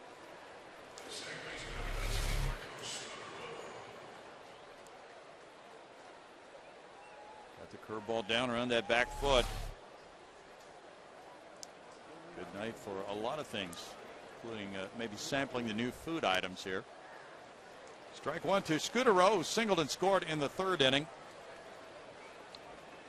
The Astros have been out hit 6-3. They've committed 3 errors, but because of the long balls, they're tied. John Mills has to be feeling pretty good about that. He's been a little sloppy early on here for his club. Yes, and Wandy was able to stay in and regroup since then. So there's the way the numbers look for these two starters. No earned runs allowed by Wandy.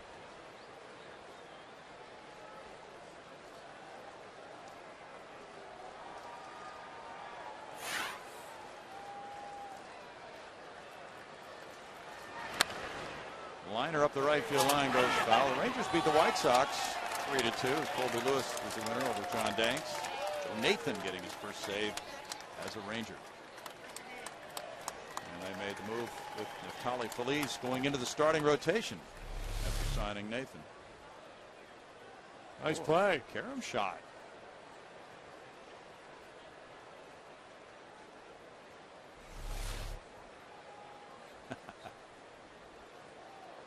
Well, there's nothing like this stadium with a packed house like tonight. Sun going down. It's just a gorgeous place to be. 1 and 2. We're looking forward to seeing that new stadium in Miami as well, but it's very tough to beat this one.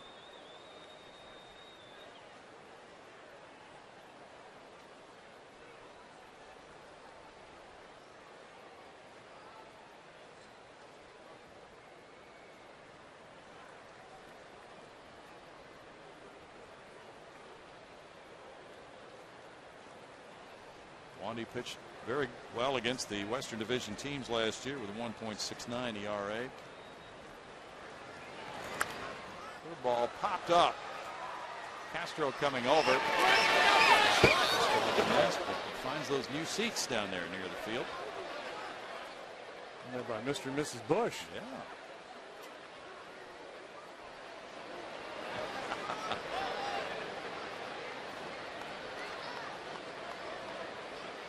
You know what a tremendous veteran he was, and shot down and rescued during his wartime career. And probably he'll be, if he's not here tomorrow, at least supportive of that parade honoring the veterans back from Iraq and winding up in the ballpark. Chance for everybody to pay tribute to those Iraq veterans. 2 balls and 2 strikes.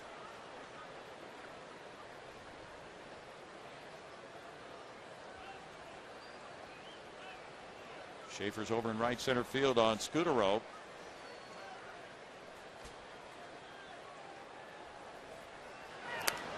And that's foul back.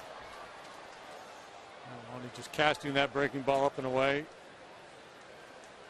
It's been a battle for him, and I know earned runs on his record as we showed you earlier, but let me tell you, he has not been particularly sharp here this evening. Bottom line is he still has a chance to be a winning pitcher. Make a good move in that direction if he can finish off Scudero here. Tough guy to punch out. Makes a lot of contact.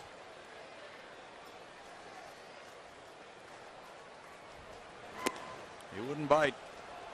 And 3-2 on Scudero. Wandy last year worked 191 innings. He walked 69. On a club with a 56 and 106 record, he was 11 and 11 with a 3.49 ERA.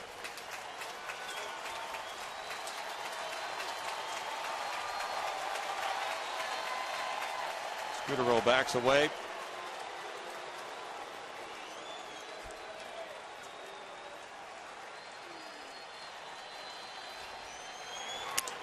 Broken bad liner, and Johnson with the catch. Makes it a 1-2-3 6th. And it's the Rockies 3, the Astros 3 in the 6th.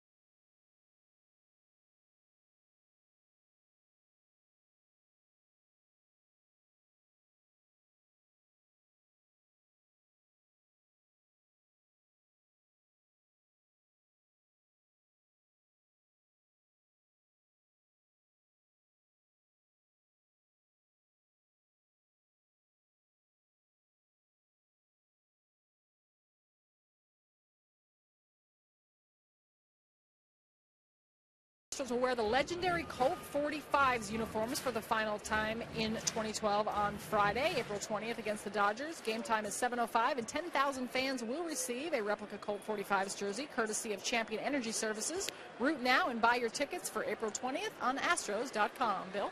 Thanks, Patty. Big night coming up there on the 20th. That's your second chance, the first being on Tuesday the 10th. So you see those Colt 45 jerseys. And there's a strike to J.D. Martinez to even the count at 1 ball, 1 strike. He's grounded out twice in this game. Lee and Bogusevic to follow here in the 6th with the game tied at 3. Lee and Bogusevic went back-to-back with deep shots in the 4th.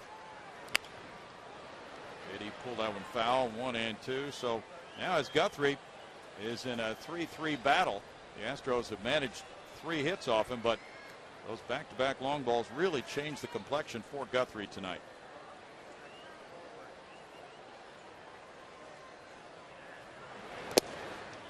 Tight little slider there just off the outside edge. Apparently he throughout his career, we mentioned earlier, he's been more of a fly ball pitcher than a ground ball pitcher, and home runs are just a byproduct of that style of pitching.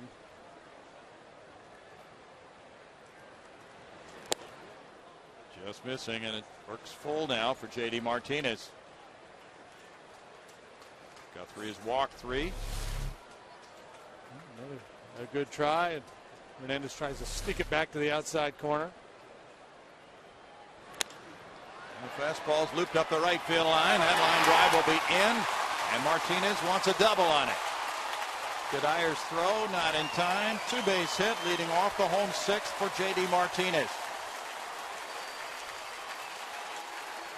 A nice job there by J.D. He just was not going to sell out fastball there. He was protecting against an off-speed pitch, but he still was quick enough to get to that fastball. Kind of beat him. He caught it deep, but hit it hard enough into the corner for extra bases.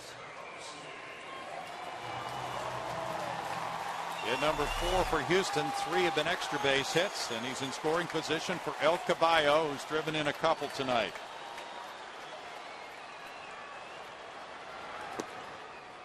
Carlos hitting 2,000. 2 RBIs. He's an early MVP candidate here in 2012. His first RBI made a 1-0 Houston, a 2-out single scoring Altuve in the first.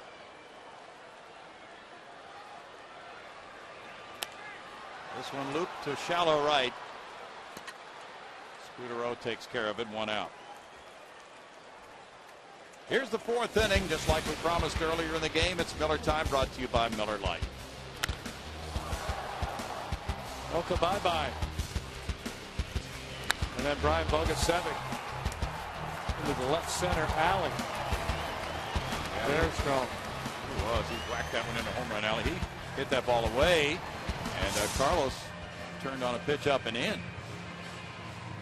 Now Bogusevic, who grounded out in the first inning, has this RBI opportunity with 1 out. Shortstop Tulowitzki shading up the middle.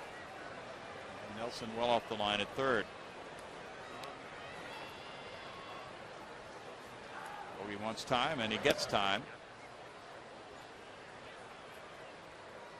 Brian, the converted pitcher from Tulane. And this could be one of those years that makes that decision to convert him from the mound to the outfield. A brilliant one.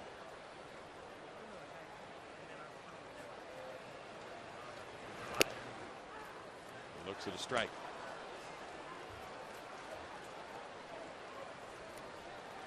Bobby Dynamite wants a little action from the fans. I need some kind of a flare gun to let people know he's up there. People are watching the game. No balls, 2 strikes. Brian Bogusevic was 3 for 29 in spring training. And Brad Mills called him in for a little chat.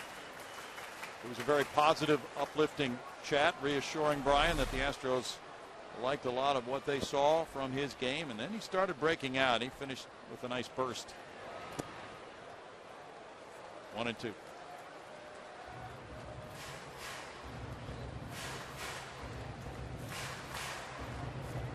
A lot of clubs, of course, more established clubs, maybe contending clubs. A young player has to work his way into the lineup behind a veteran player. Not the case with the Astros this year, but still sometimes young guys are kind of looking over their shoulders. 2 balls, 2 strikes. Yeah, and that was kind of the MO in spring training. Brad Mills was pretty clear about that. Say, hey, fellas, this is a competition. You know, a lot of times in spring training, you're just going, you're getting ready to play the season, but they wanted to foster this environment of competition, and everybody's battling for spots. And Helton lays out for it. Guthrie covering, and they get him with a fine play. Helton throwing from his knees, and that throw drifted a little bit, but Guthrie played it well on the other end for the 2nd out, with Martinez going to 3rd. Initially it looked like maybe an RBI single for Bogusevic, but Helton able to corral it. And then the good feed head high from the knees.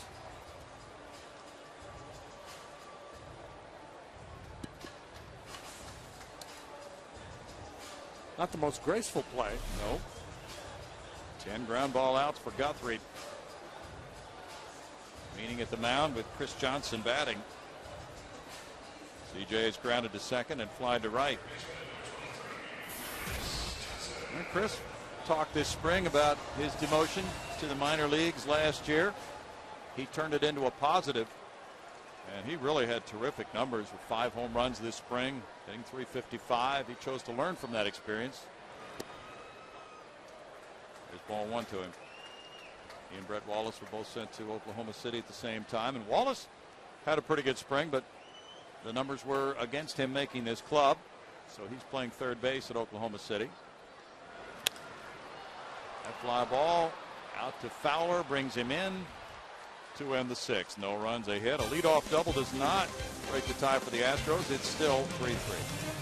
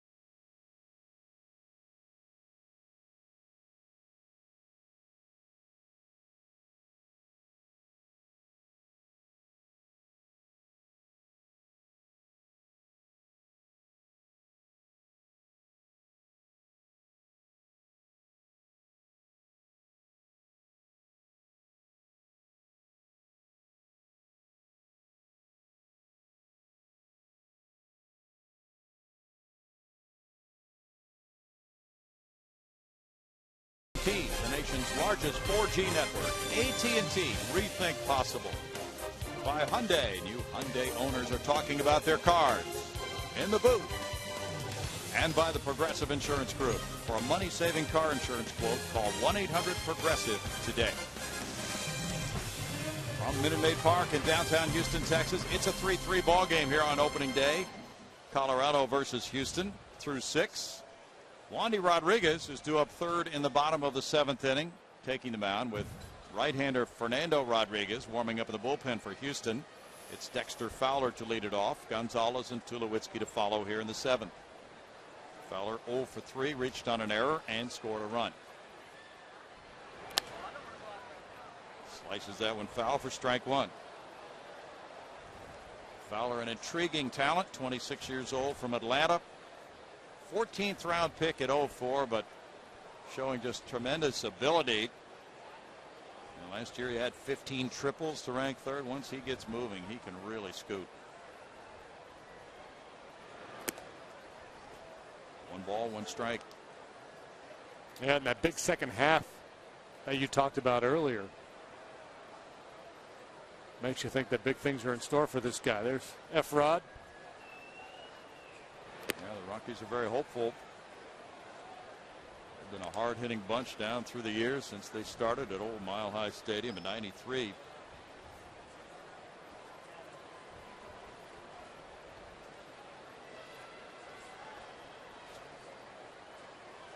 Jim Tracy pretty much has a lifetime agreement to manage this club. May not be written that way, but the Rockies have stated that publicly. 3 balls and a strike. He was the manager of the year in the National League in '09. This is his 4th year with Colorado. He spent 5 with the Dodgers and 2 with the Pirates.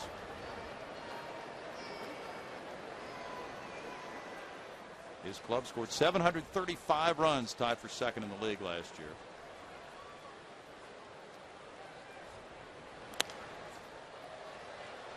Now 3-2.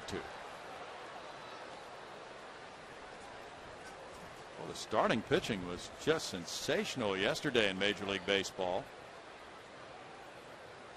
Last year, was an outstanding year for pitching, and maybe we'll see more of the same this year. Of course, opening day, you got all those aces going. You expect good things. True. Still a full count. Halladay was up to his old tricks, wasn't he? He sure was. 1-0 win, and Eric Bedard pitched well for the Pirates, and then, you know, so many starters fell into line. Spectacular efforts. Clayton Kershaw had 3 scoreless, but he had to leave with a flu for the Dodgers.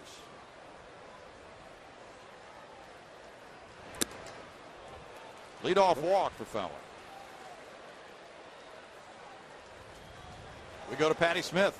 Well, this baseball season, Fox Sports is proud to support the Boys and Girls Club of America, a place where youth can reach their full potential as productive, caring, responsible citizens. To learn more, please visit greatfutures.org/Fox Sports. Bill?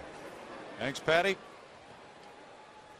Great to have everybody together on our Fox Sports Houston crew for another opening day. There have been so many down through the years, going back to Astrodome years for many of us. Wandy Rodriguez with that meeting with Carlos and Jason Castro coming over. Has Fowler on at first. Gonzalez the batter. He's 1 for 3. Fowler a speedy guy, but not a particularly proficient base stealer last year. He got 12 bags, but was caught 9 times. Jason Castro made some good throws in spring training.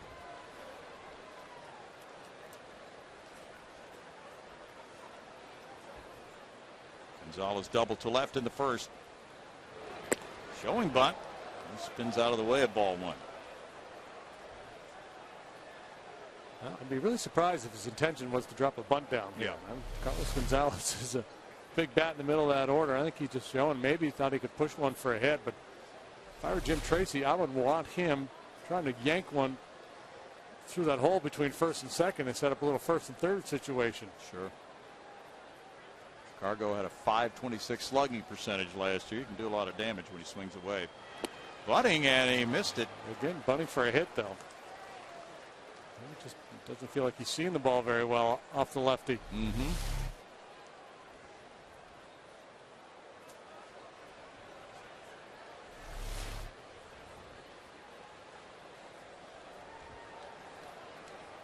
Carlos in his career 2 for 11 against Wandy Rodriguez with a homer and 3 runs batted in. Gonzalez is from Venezuela. He flailed at that one. 1-2. Astros have held Cargo to a 186 career average against them. Well, this swing right here just justified the 2 bunt attempts. That was an ugly hack. He was clearly full. He was counting on a fastball there.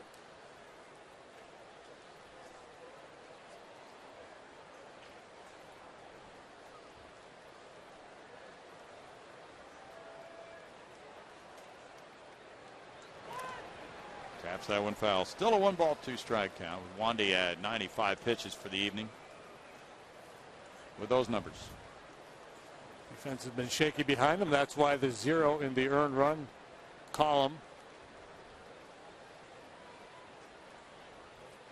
He's got a decision to make here. He's gotten a couple feeble swings from Gonzalez at his curveball, but he may get to the point where he feels like, all right, now he's going to be sitting on that breaking ball. I can clip the outside corner with a heater. His fastball command has not been all that sharp tonight. Got him on strikes. I went in on him with the fastball. He did. Second strikeout for Rodriguez. And a big one. Little two-seamer running off the inside corner. And Gonzalez, that's bad AB there. A couple attempts at a bunt and some ugly swings. Really didn't make Wandy throw many pitches in the zone. Tulowitzki with a walk and a sac fly tonight, 0 for 1. Now Castro's going out. 97 pitches for Wandy Rodriguez. Conversation in the Astros dugout now between Brad Mills, Doug Brocail, whether they're going to make the move or not, and it looks like they are. It looks like Fernando's going to come on here for Tulowitzki. Double switch. Yep. Chris Johnson made the final out. Brian Bixler's coming off the bench.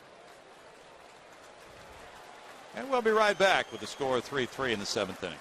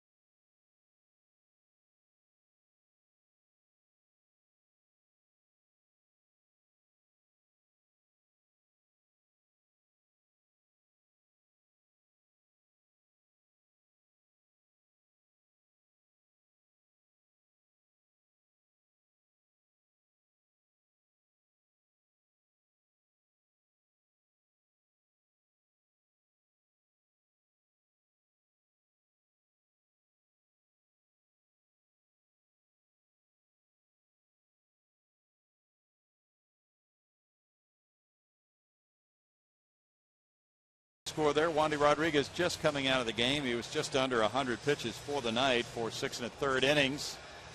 And leaves with a runner at first and 1 out here in the 7th inning, talking with pitching coach Doug Brocail. And here's a look back at some of his offense.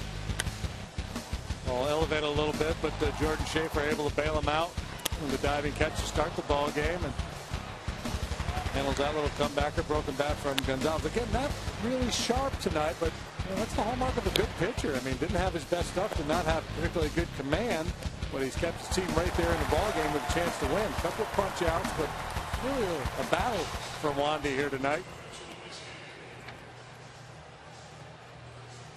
Now Efrod comes in to deal with Troy Tulowitzki. Fernando last year worked 47 times, was 2-3 with an ERA a little bit below 4.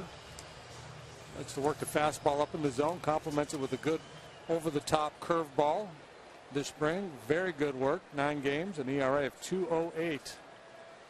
So brought on here to face the right-handed hitting Tulowitzki. But after that comes Todd Helton from the left side. Brian Bixler comes in the double switch at third base. He'll bat 9th, the pitcher in the Chris Johnson number 6 spot in the order. And it's Tulowitzki.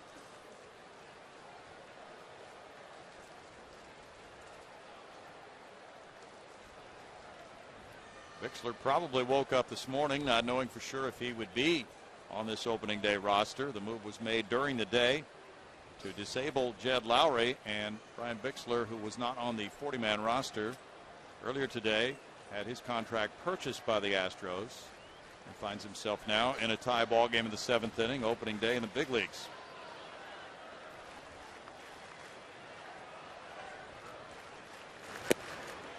Good fastball and a lazy swing by Tulo for strike 1.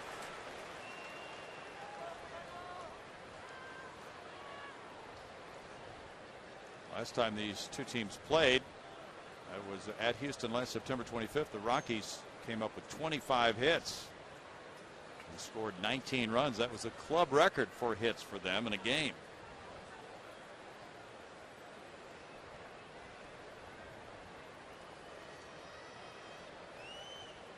Kind of ironic that they did it on the road. Very much so. Down through the years, and you alluded to it earlier, they have been ferocious at home and they've struggled at times on the road to hit. Popped up on the right side. Altuve out. 2 down. Fernando not being too particular there. A couple of, here you go, hit him if you can, fastballs to one of the more dangerous hitters in the league, but he beat Tulowitzki, threw one right by him, and then able to get a piece of that one, but not much, and a lazy pop-up. It's a big out in a tie game. Now Todd Helton, who doubled in a run with a 2-base hit to left field in the 3rd. He's 1 for 3. And they meet at the mound. Just wondering about this double switch, JD. And Chris Johnson, who had a very strong spring, was double switched out of the game. But we would expect a more judicious style of managing, perhaps, from Brad Mills with only the 4 bench players as compared to the usual complement of 5. Yeah, you got to be careful to protect your resources when you only have a 4-man bench, including your backup catcher.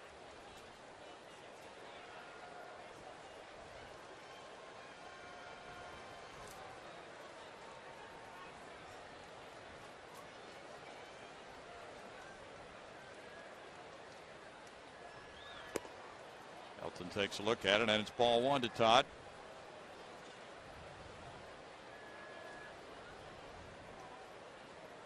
There's 555 doubles, the active leader, 1 more than Bobby Abreu and a few more than Chipper Jones. It's 24th all time for Helton. Next up on the list is Jeff Kent.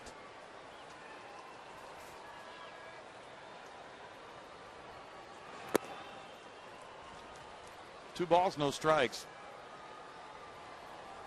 Fernando Rodriguez from El Paso, 27 years old. He pitched 47 times for the Astros last year, and he struck out 57 in 52 innings. Actually did a nice job against lefties last year. They only hit .225 against him.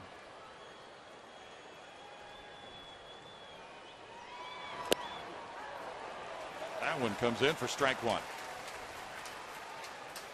They had one of the highlights of the year last year, that game in Dodger Stadium. Bases loaded, nobody out, wasn't it? Yes. He got out of it. He sure did. That was either the 9th or 10th inning, I think, JD. It was just a spectacular Houdini act by Fernando. Runner going. Foul back. 2 balls, 2 strikes.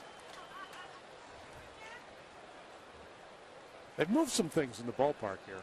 I'm having a hard time making the adjustment, looking for pitch counts and velocities and things like that. Yeah, we're going to have to acclimate ourselves to the scoreboard. Change is good, Browning. It is good.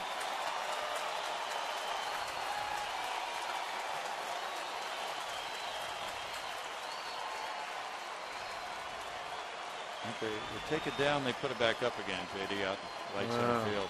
So it's not there constantly, but Fernando has thrown 6 pitches so far, and that's displayed on that board. See the 50th anniversary logo on the Astros caps this year.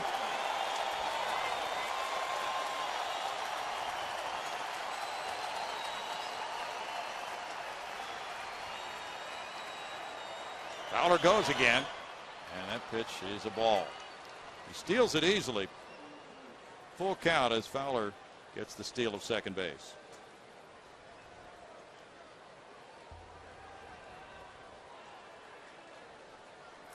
Fowler less inclined to go with Wandy on the hill, the lefty, but with the pretty deliberate right-hander.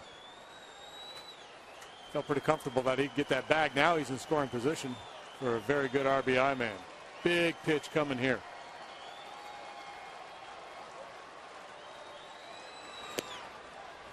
Elton draws the walk. Michael Kadire will be next. Third walk of the game for Houston pitching. Kadire has a pair of hits in 3 at-bats. He also has reached on an error. He's driven in a run. Rockies typically have worked with prospects up through their system down through the last several years under general manager Dan O'Dowd. But Kadire's acquisition as a free agent goes against that grain. He was a first-round pick in '97 by the Twins. Spent 14 years in their organization learning how to play the game. That's strike one. And Kadire has played just all over the field. First, second, third, all 3 outfield positions.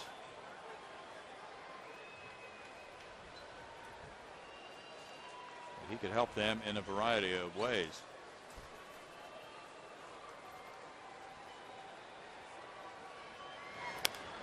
Of course, he was in Minnesota so long, JD, that he's acquired a very good sense of the history of the Twins organization, and he's wearing number 3 as a tribute to Harmon Killebrew. Oh, I think you're going to say he's acquired a real flat accent. That too. From being up there. That too. And a love of pike on a stick. Some of the other delicacies that they feature up there in the Twin Cities. That had to be one of your favorites when you were a Twin. Well, he had some Killebrew-like numbers in '06. He drove in 109 that year.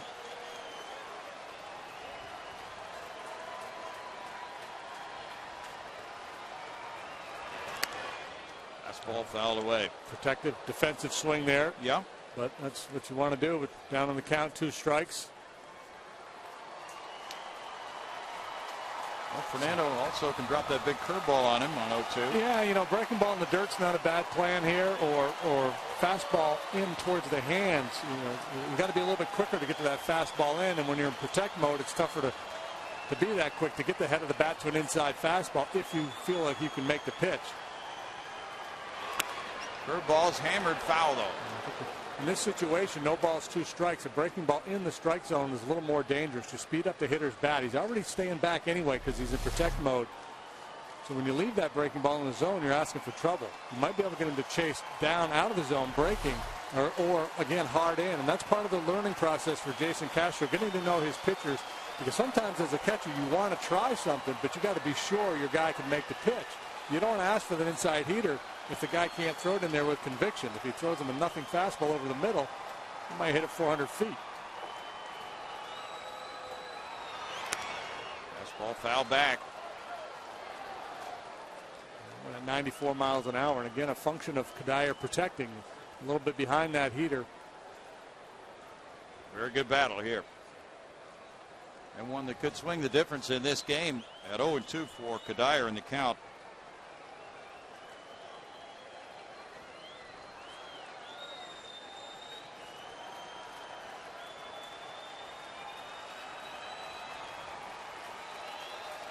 Right at Gary Cedarson's belt buckle there. Oh, going away.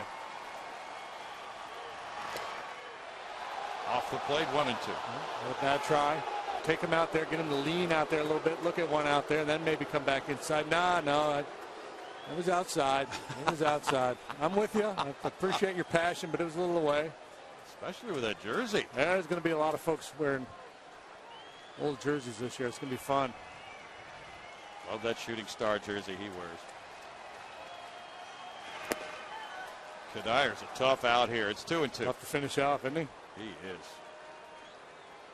It's an impressive trip to the plate for Michael Kadire.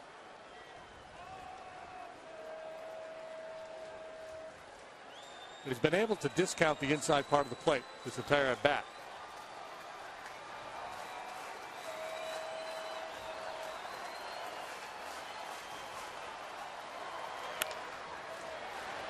Gonzalez to Altuve for the force. And quite a confrontation there goes to Fernando Rodriguez. No runs, no hits, 2 men left. In the middle of the 7th inning, it's a 3-3 lockup. And Clay Walker will sing God Bless America.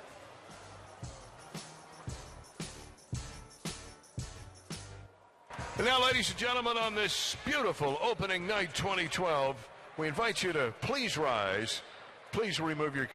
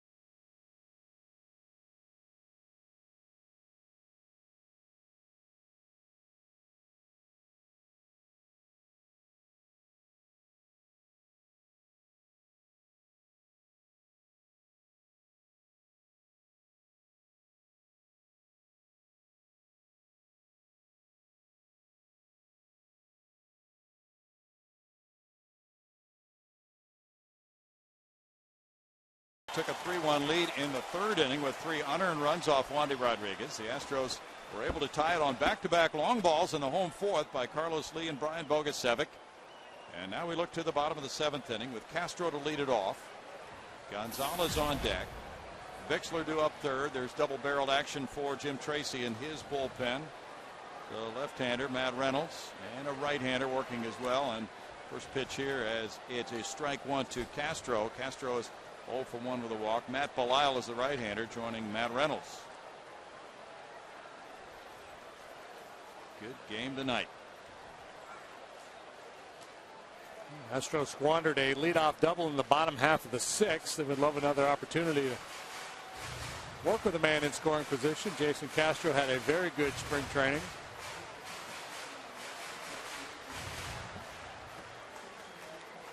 But he's reported all along throughout the spring that his right knee, which was surgically repaired, has been fine. In addition to that, he had a broken bone in his foot over the winter, so really has recovered from 2 separate injuries since spring training a year ago. To that end, I asked him, hey, has Brad Mills or anybody said to you want to play at the plate to stay out of harm's way the way they talked to Buster Posey in San Francisco? And he said, nope, no. Do what I got to do to block the plate.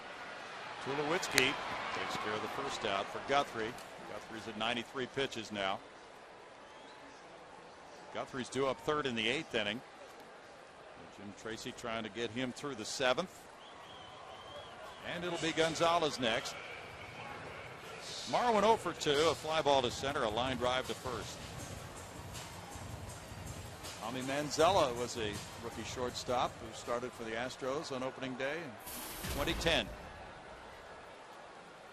Back in 2005, Luke Scott and Willie Taveras were rookies in the outfield alongside each other in the Astros World Series year. Gonzalez takes ball 1. Brian Bixler is on deck. He came in the double switch. He's batting 9th.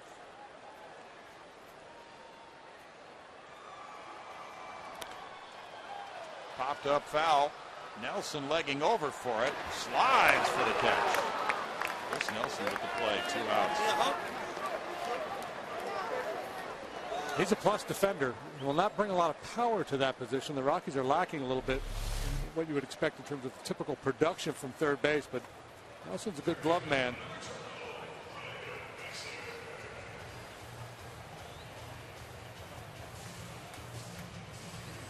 Excellent play by Nelson. 29-year-old Brian Bixler was drafted in 04 by the Pirates. He's from Sandusky, Ohio. Went to Eastern Michigan University. Last year he had 83 at-bats for the Washington Nationals. Hit 3 home runs this spring. And he was there for some late-inning heroics as he wound up on this opening day club with a move today to disable Jed Lowry. Now a chance to make an impact as he looks at strike 1. Spent portions of the 08 and 09 seasons with the Pirates. Very handy player. 1 ball, 1 strike to Brian Bixler. Last year for the Nationals, he played first base, third base, shortstop, and all 3 outfield positions. Lefty Fernando Abad is getting loose for the Astros.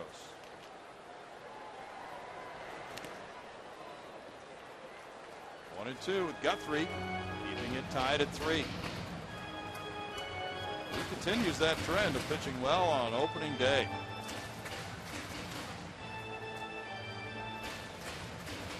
It's funny that, we talked about his record 9-17 last year, the fact that he pitched for Baltimore in that tough AL East. I was looking at his game by game earlier. He actually pitched quite well against the powerhouses in that division. Had good numbers against the Yankees, the Sox, and the Blue Jays. Well, half his starts were quality starts. 16 of the 32. In those 16 quality starts, his ERA was 1.95. Bob Apodaca, the pitching coach of the Rockies.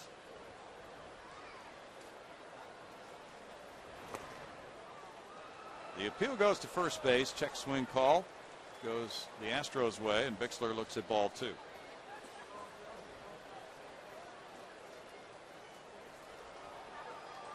thing Guthrie has done is deliver 200 inning seasons. 208 last year. That was his third straight year of 200 or more.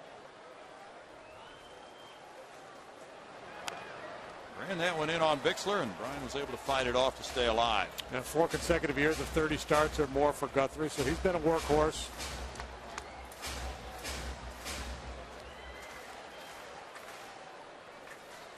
Rockies traded Jason Hamill and Matt Lindstrom to Baltimore to get him in February. So rather late acquisition. 3-2 now. Matt Lindstrom's been rather mobile, hasn't he? He sure has. Third team in 3 years. Yeah.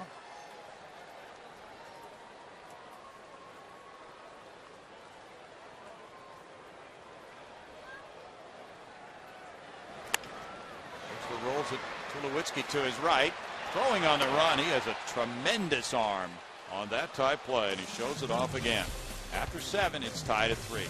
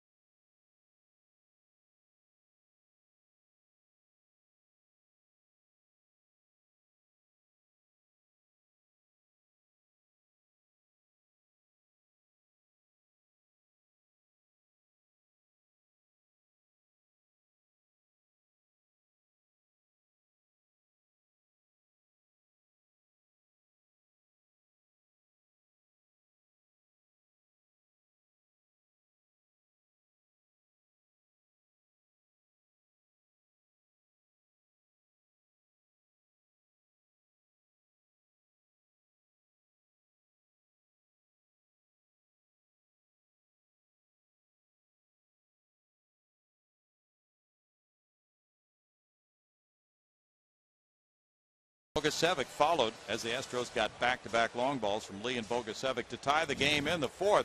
The Rockies had trailed 1-0 after Lee singled in a first inning tally for the Astros. And there is Carlos hitting that one off the end of the bat in front of the center fielder, Fowler. Todd Helton made it 2-1 Colorado with the opposite field double. Michael Kadire gave them a 3-1 lead, going the other way himself with a single off Wandy Rodriguez. There's the Carlos Lee homer, number 350, and Brian Bogusevic hits his first of this season as well. Back-to-back shots in the 4th, tying it at 3, and that's where it has stayed. Moving now to the 8th inning. It's Fernando Rodriguez, and it's Ramon Hernandez. Hernandez is 1 for 3. Lined out to third his last time up. Brownie, do you practice your game summaries in the offseason? No. Mid-season form right there, man. That was you a lot nailed of it. stuff, Yeah. wasn't it, JD? Nailed it. Wow. Not ready for that one. But it's time to be up to speed, pal. We didn't get much spring training either, did we? Yikes. Liner to left, J.D. Martinez. Too close. Yeah, he plays it perfectly off the base of the wall, fires it in to hold him to a single. Well-hit ball by Hernandez. He's 2 for 4. A bit of a broken bat line drive to Chris Johnson last time. This time squares it up. It's a rocket off the wall and left. No chance to get 2 bases on that one unless JD had misplayed it, but he played it perfectly. Now pinch runner comes on, and Jim Tracy will see if he can manufacture a run down here at the bottom of his order.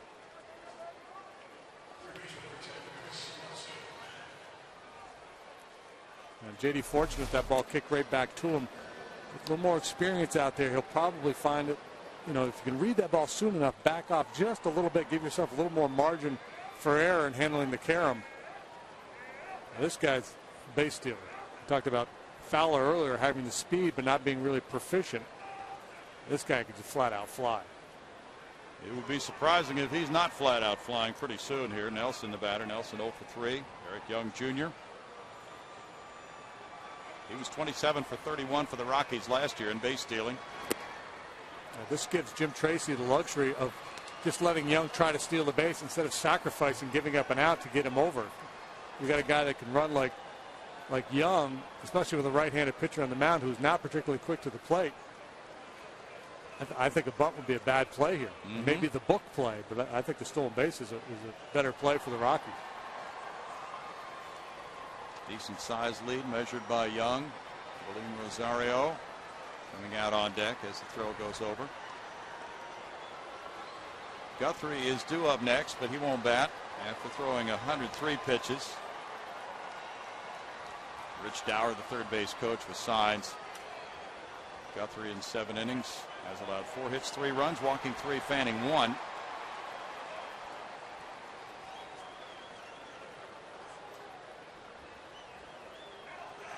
Runner going. Castro's throw to Gonzalez, and he's safe. Oh, my, was that close. What a throw.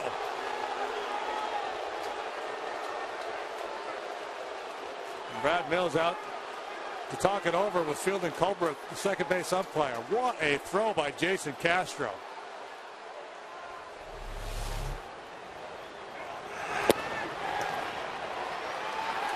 Well, that was a dandy throw. Marwin Gonzalez thought they had him. Might be our best look at it. Oh, the ball's there. Ooh, I don't think he ever got the tag on the back foot, I think, after he got the base. Looked like it. Ball is there. You know, the safe call is out, if that makes any sense for the umpire, because it looked like the ball beat him, so you're off the hook. You probably don't get much of an argument for Jim Tracy, but umpires aren't paid to make the safe call. They're paid to make the right call, and it looks like he got it right. Fielding Colbert saw no tag. But boy, nice to see Castro come out of the chute and make that throw. Tremendous throw by Castro. Young gets the steal. Rocky's third of the night. Now a runner at second, nobody out. A 1-1 count. Carlos Lee moving in tight at first for Nelson. And now the bunt may be in order, more so here than it was when he was on first. Takes a strike. Not with 2 strikes. 1-2 on Nelson. Nelson, a first-round pick in 04. He was the 9th player drafted that year. A lot of scouts are down there scribbling. Be careful with Castro back there. They are scribbling furiously. There's the block, and he's got him hung up. Throws behind him, but it's not caught by Gonzalez, and now he's going to try to score. Schaefer with a throw to the plate, and the Rockies have the lead 4-3. The Astros had Young hung up, but the throw went behind him, and Marwin Gonzalez in his haste did not catch the ball. That allowed Young to score. Yeah, Jason just a little too anxious there. We see catchers do it all the time, and they catch a base runner off. And he had a little more time to take a couple of steps out into the infield and keep an eye on Young and make him commit before making that throw behind him. And Young knew he wasn't going to make it back, so just a little jab step, kind of a deke, and then off to third base he goes, and the errant throw allows him to come all the way home.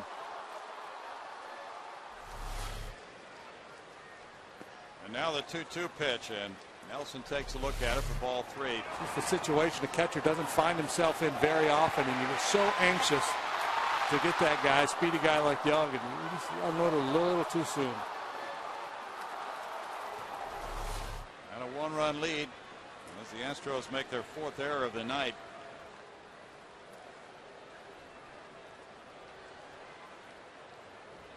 A great example, though, of how disruptive a player with that kind of speed can be. Still waiting for the official scorer's ruling, and that announcement is coming right now on the error.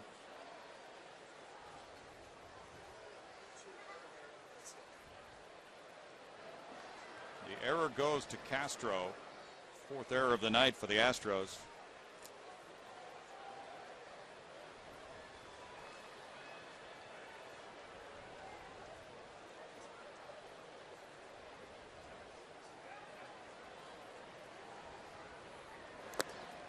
And a swing and a miss. Nelson's down on strikes.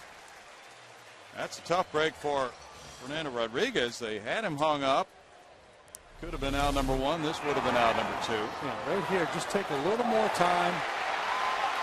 Make sure he gives you more than that one little jab step back to the base before you take a shot at him. If he fully commits to second base and go ahead and throw down there, you still have time. He's not going to outrun the throw.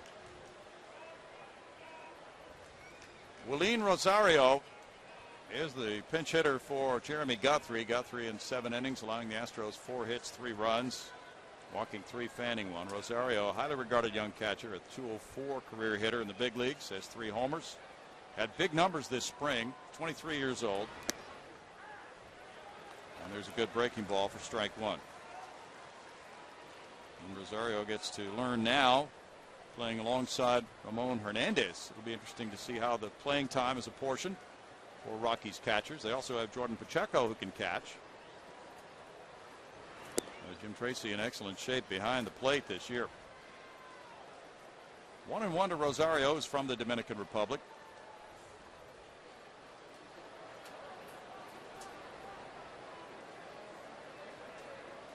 Astros have the top of the order due up in the last of the 8th. Schaefer, Altuve, Martinez. Foul back, and it's 1-2. Now Guthrie in a position to be a winning pitcher on opening day.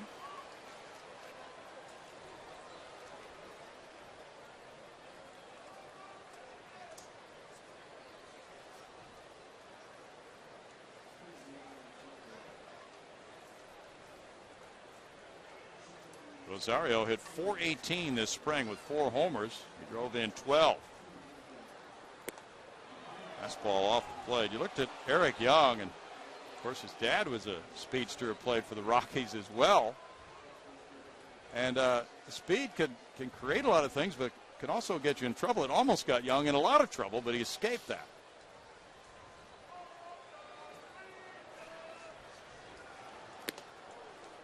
Yeah, sometimes speedy guys just can't control themselves. A little reckless out there. Exactly. He was trapped between second and third. He spun around, took his eyes off the baseball. So there were a lot of things he didn't do right, but he wound up scoring the go-ahead run.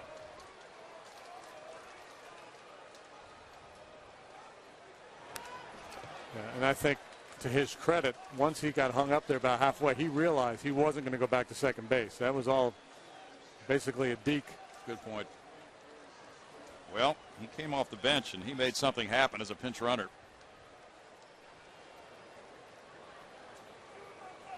$43,464 the paid attendance on a sellout night. This stadium opened in 2000.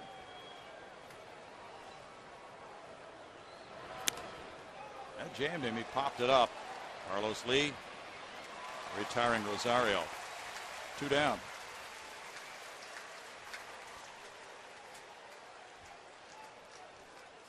Marco Scutaro, the leadoff man, 1 for 4 tonight, scoring a run in the third. The Astros with 4 errors really contributing to a problem for them.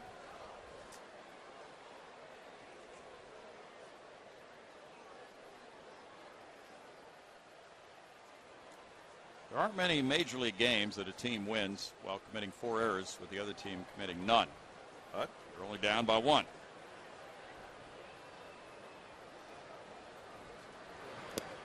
Down 1, top of the order due up in the bottom half of the 8th. Roof's open. Ball carries well here in those conditions. There's already been a couple of long balls tonight. Kind of game it would be really nice to pull out for a lot of reasons, but one, to get those guys off the hook when you play that sloppy of a game defensively. Yes. 0-2 for Fernando Rodriguez.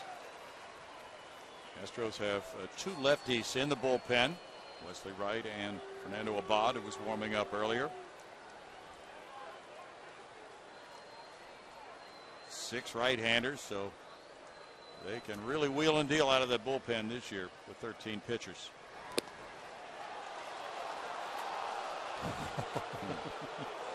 1-2.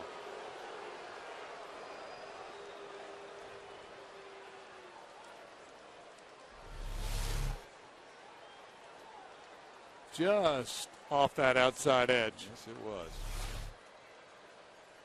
Schaefer's over in right center for Scutaro.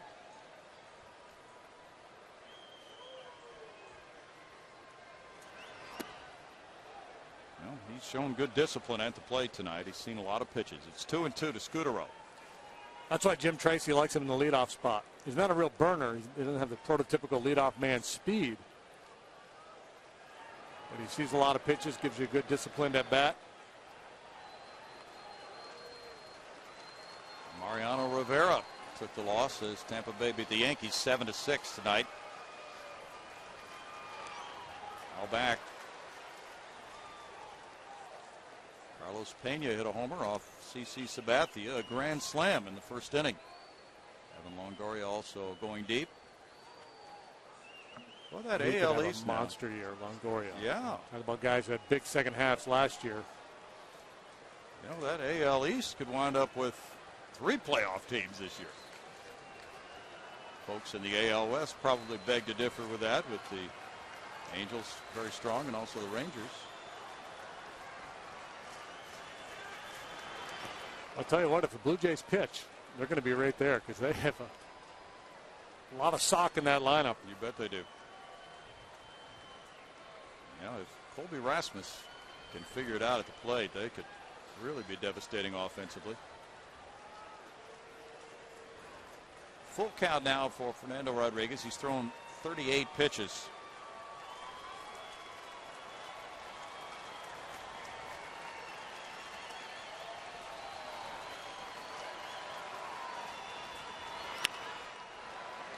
Bixler takes care of the third out. It's 1 run, 1 hit, 1 error. And in the middle of the 8th inning, it is 4-3 Colorado.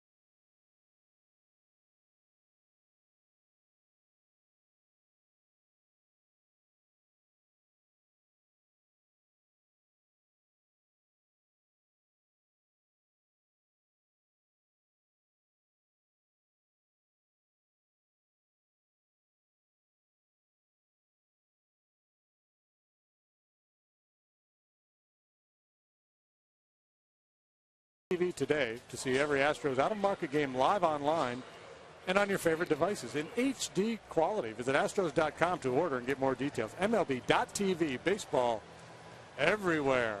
'Tis the season. A 1-run ball game. Beautiful night here.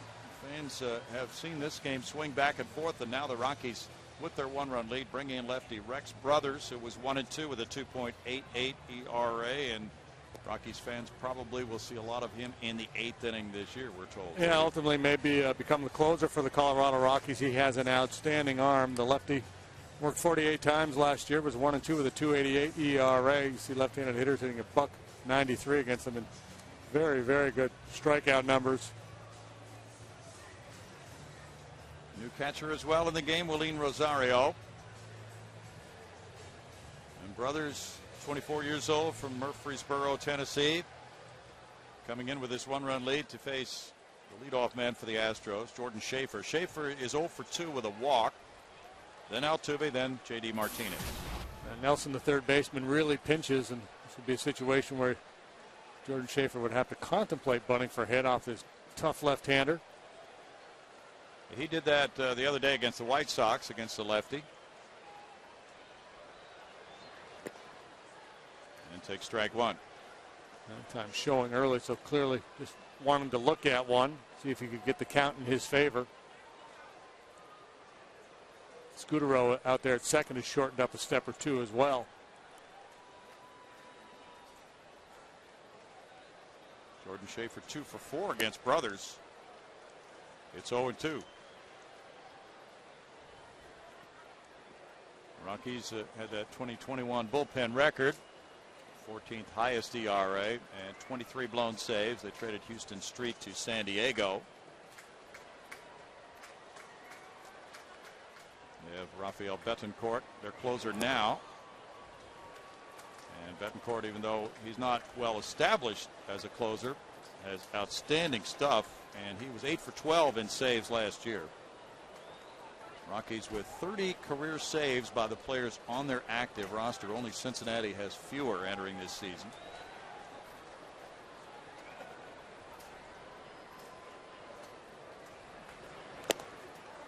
That's right there for a strikeout. 1 out.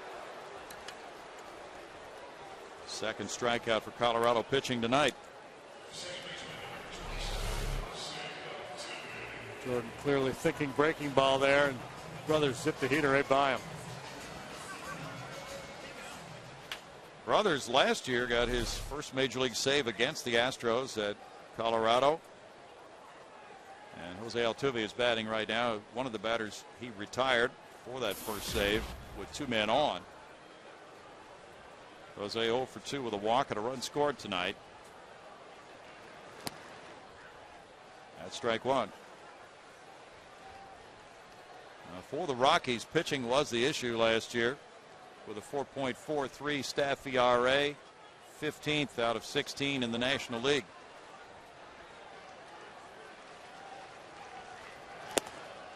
They have some young pitchers that they plan on using this season. They got in trades. Alex White is in the minor leagues right now. And Drew Pomeranz is beginning the year in the minors. He's a lefty who they plan on using as their 5th starter, but they won't need him for a while.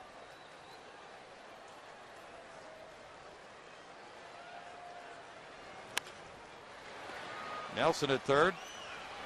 Retires Altuve, 2 outs. And J.D. Martinez, who doubled to right to lead off the 6th inning, then was stranded at third base. He's 1 for 3. Rockies have 7 hits to the Astros 4. Brothers was taken in the 09 draft right after the first round with a supplemental pick. Pitched 25 games at Colorado Springs, so hoping that this will be his first full season in the big leagues. That's strike one.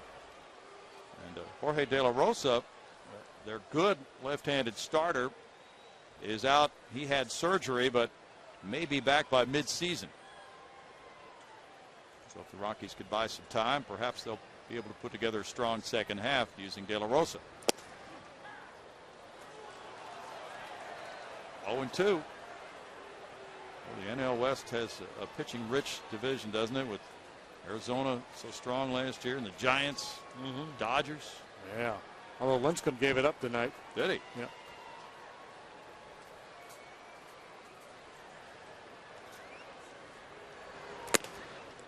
Yeah. Gave up 5 runs and 5 in the third. Allowed 6 hits. Gave up a couple home runs. Paul Goldschmidt from the Woodlands took him deep. He takes him deep like every time he faces him, it seems. And Chris Young from Houston went deep off of him as well. Arizona trying to repeat that fabulous improved season last year. D-backs lead 5-3. They're through 8 out there in Arizona. That's a strikeout, and it's a 1-2-3-8 for Brothers with a couple of punch outs. We move to the 9th inning with the score 4-3 Colorado.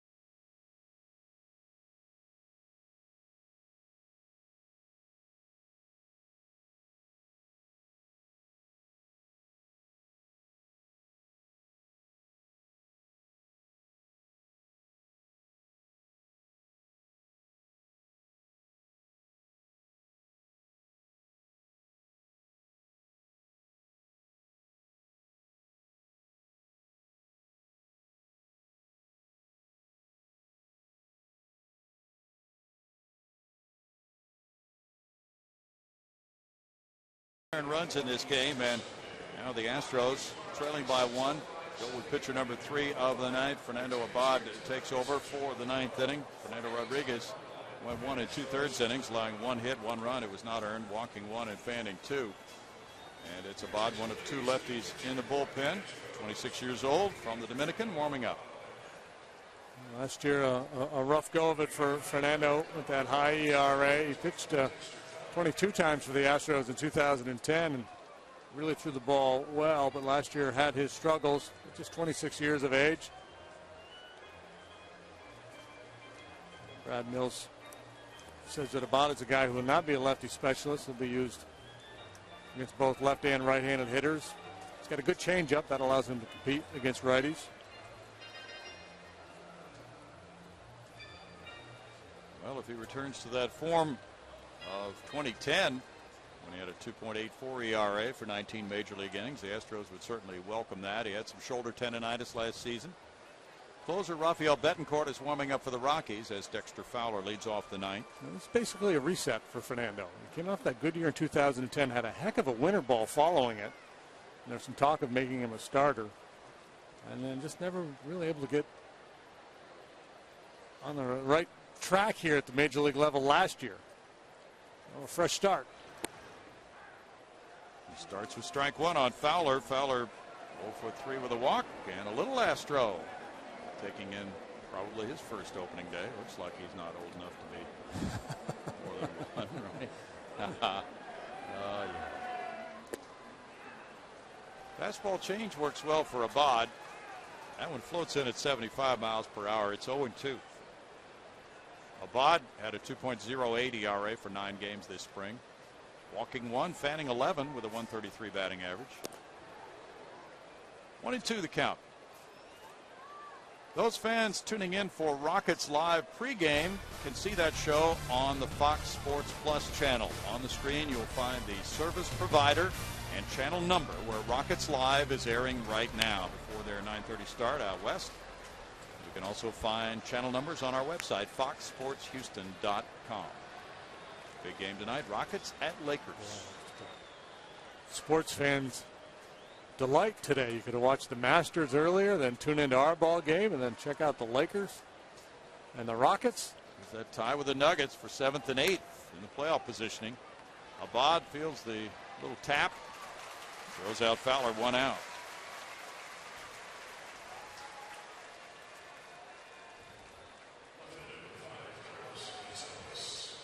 And we'll see if Marcus Camby can do a job defensively tonight. In the middle, there's Abad with the fielding play. I want to ask you who Marcus Camby plays for. Well, he just joined the Rockets. Oh, did he? Yeah, he hasn't been with them very long. I believe Samuel Dallenberg is hurt. So Camby's going to have to do that job in the middle tonight, JD. How about Hakeem? How's he been? He's great. He was here for the reunion not too long ago. Strike 1 to Gonzalez. We do keep up with our basketball, don't we? Gonzalez hit a ground ball double to left field in the first inning. Bixler off the line even with the bag as this flare heads for Marwin Gonzalez in shallow left. 2 outs. 2 hitters, 2 jam shots. Fowler got jammed by a curveball. That's hard to do. But Nando got that good heater in on Cargo. Right? Yeah, sure did. Troy Tulowitzki, an important hitter here in a 1-run ball game with Lee Bogusevic coming up, and then we'll see a pinch hitter for Abad in the bottom of the 9th inning. And Rafael Betancourt, the right-handed closer, is warming up for the Rockies. There's ball 1. We'll probably see Matt Downs pinch hitting for the pitcher. We'll wait and see how things evolve in the bottom of the 9th as Betancourt gets loose for that assignment. Managers use their bullpen more aggressively when they're protecting leads. If the Astros had a 1-run lead here, well, Myers would have been in the game anyway because it's the 9th inning. But you would not let a lefty face Tulowitzki protecting a lead this late in the game. Good point. And with Tulowitzki's power, that's why in a 1-run game, this confrontation gets down to cases for the Astros to keep him in the ballpark with Helton on deck. But there goes a deep drive to left field, and Tulowitzki is not kept in the ballpark. Train tracks. Tulowitzki goes long ball, and the Rockies lead it 5-3 here in the ninth. Big swing of the bat by the Rockies shortstop, giving him his second RBI of the night.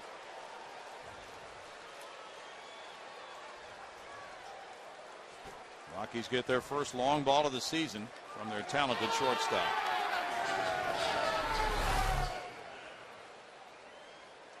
No, trying to go in. He was able to get in on the left-handed hitting Gonzalez, but couldn't get that ball in on Tulowitzki. Left it over the middle of the plate. Now Helton takes, and there's strike one.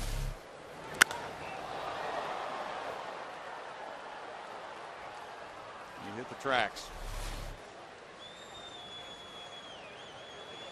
Much happier than he was a few days ago in spring training when he was drilled in the left elbow by his former teammate Ubaldo Jimenez. 403-footer above the 97 pennant. 0-2. It's a big run. 1 ball, 2 strikes. 4, 5, 6 due up for the Astros in the bottom of the ninth. The 6th spot in the lineup is currently held by Bod, that man right there. So Lee Bogasevic and a pinch hitter to deal with Betancourt, I'm guessing. Could be a lefty hitting Travis Buck, pinch hitting instead of Matt Downs. But Matt was such an outstanding pinch hitter last year. We'll just have to see what the situation is. And the Astros down by 2 right now. That really changes the complexion of the game for Brad Mills.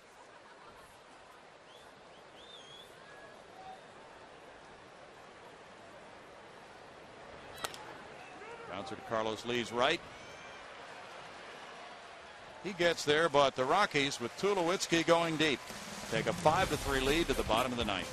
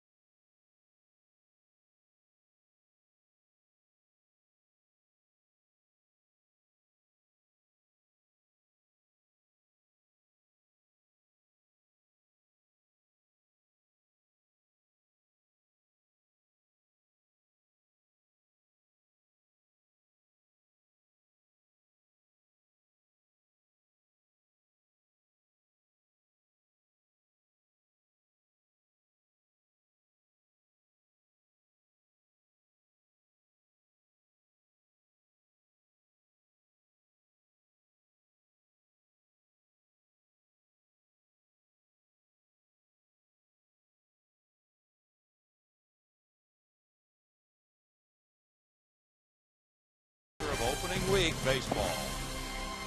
Bottom of the ninth ahead. We'd like to remind those of you who are interested in watching Houston Rockets basketball, if you're tuning in to this channel for Rockets Live pregame, well, eventually the Rockets game will be on this channel, but for right now, that Rockets Live pregame can be seen on the Fox Sports Plus channel, and you can locate it right there on your screen depending upon your service provider and channel number. Where Rockets Live is airing right now is displayed right there for you. You can also find channel numbers on our website, foxsportshouston.com. Rockets game at the Lakers to start at 9:30 Houston time tonight. Meanwhile, right here now, the bottom of the ninth inning brings the closer for the Rockies, Rafael Betancourt, to the mound. Last year he was 2-0 with 8 saves in 12 opportunities. Yeah, hard-throwing veteran right-hander. His career has been primarily a setup man, now getting a chance to be the closer here for the Rockies. 2003 through part of the 2009 season. He was a Cleveland Indian before moving over to the Rockies. The numbers last year were very, very good. 73 strikeouts in 62 innings. He doesn't walk many either, J.D. No, just 8 walks. It's Wilton Lopez-like. Sure is. Well, Rafael Betancourt up on the mound with a 2-run lead. That allows him to challenge Carlos Lee a little bit more. Lee has an RBI single and a homer in 3 trips.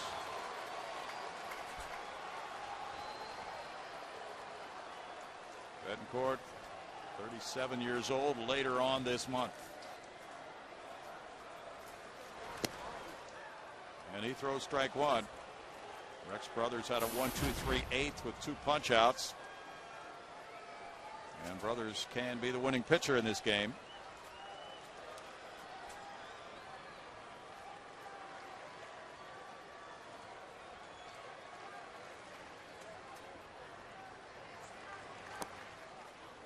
It's a 1-1 count. Betancourt began his career in the Boston organization, signing as a free agent way back in '93. Went to Japan in '99 and returned to Boston, moved along to Cleveland. The Rockies got him in a trade in '09. He's from Venezuela. He's a former infielder.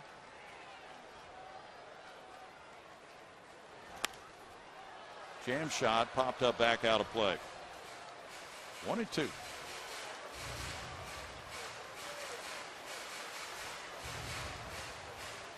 Carlos Lee is 3 for 9 with a homer against Betancourt.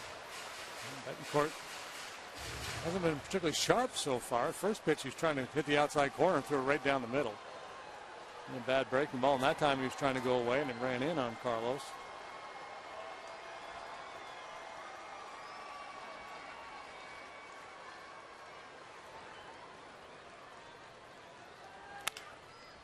Tulowitzki.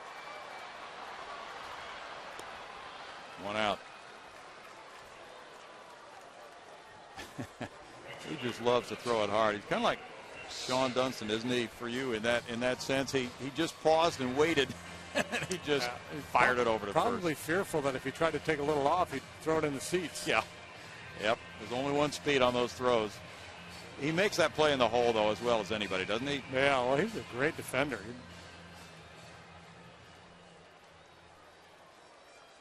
Recognized for that with a Gold Glove last year, his 3rd. Bogusevic ripped a homer to left center in the 4th. He's 1 for 3. Travis Buck comes out to the on-deck circle with a Badu up next. Historically, that Gold Glove award a lot of times has gone to guys who are just good offensive players. People, he's the best shortstop because he hit 30 home runs. Let's give him the Gold Glove. And people don't really do their homework, but Tulowitzki's legit defensively. Nelson at the edge of the grass at third base. Bogusevic can bunt.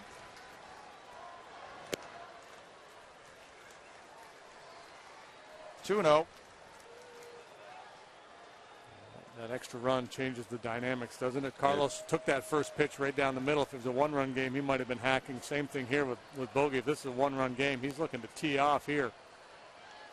What figures to be a 2-0 aggressive fastball from Betancourt. He may still. I mean, may take a good healthy whack at it, but certainly in a 1-run game you'd be looking to unload on one here. No doubt.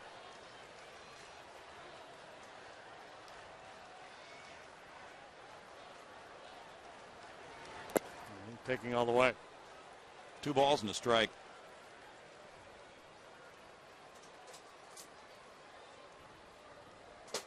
Well, a lot of clubs have different closers this year. Street has been traded to the Padres, and well, there have been a succession of moves among other teams as well, including Heath Bell going to Miami. 2 balls, 2 strikes. Applebaum's a Philly. Yes. And the Reds now have lost their closer, Ryan Madsen, to an injury, and they have Sean Marshall closing.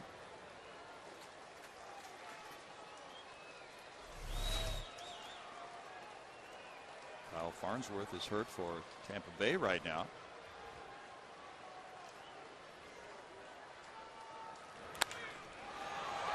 Scudero. 2 outs.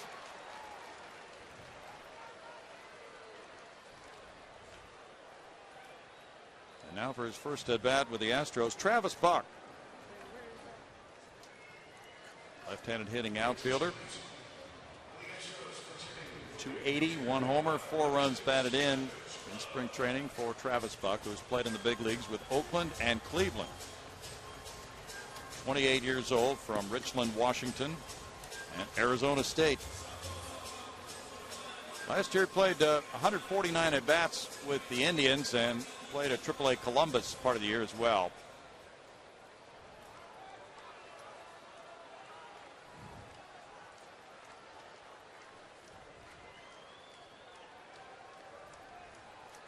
Travis Buck has a .246 career major league average for 736 at-bats.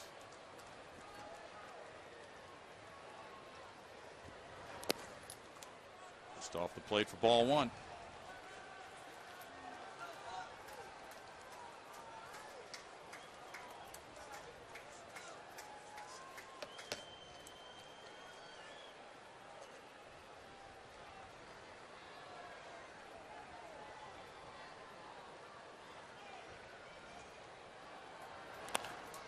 Ground ball fair. Buck is aboard with a pinch hit. He's going to go to second base. Pinch double for Travis Buck's first Astro hit. A thing of beauty. The rallying cry in the dugout, no doubt, was a bloop and a blast. Isn't a bloop, but it's the ground ball version of a bloop. Nelson way off the line, just kind of squibs one. Passed him into the corner for a double. Now Jason Castro will bat. Castro 0 for 2 with a walk, 2 groundouts for Jason. Matt Downs is in the on-deck circle. Shortstop Gonzalez due up next.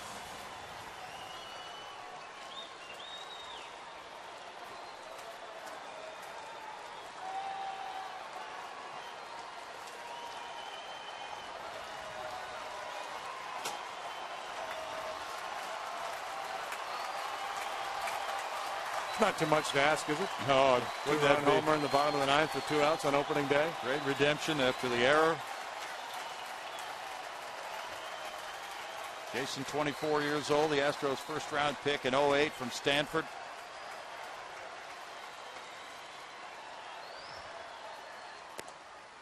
Tonight he's getting his first plate appearances since the 2010 season when he hit .205 for Houston in 195 at-bats.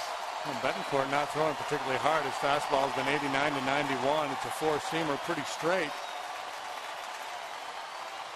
He's been able to locate it. He did have a high ERA this spring, but a lot of people did in Arizona. Pick off at second, but Buck dives back in.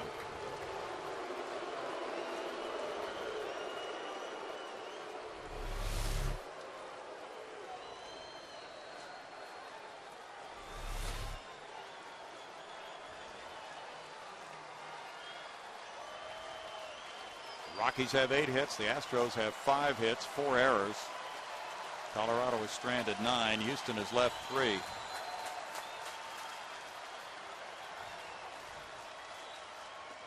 In the dirt, Rosario.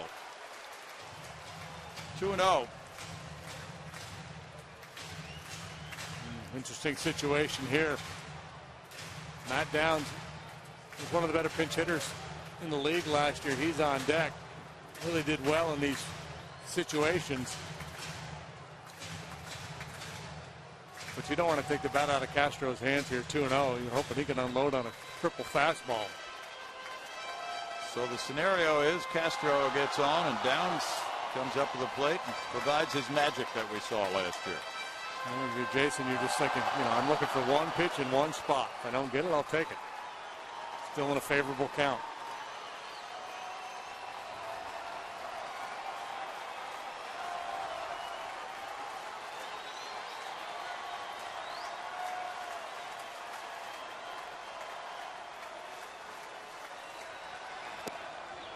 Tough pitch, good one to take. 2-1.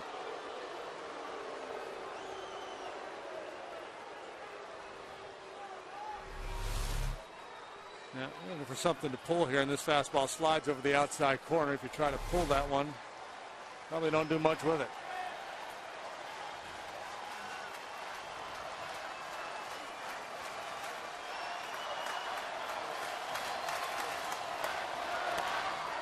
Castro puts it in the air, out of play for Nelson. 2-2. Right-handed hitters against Betancourt have hit 208 for his career in the big leagues. That's a tough assignment.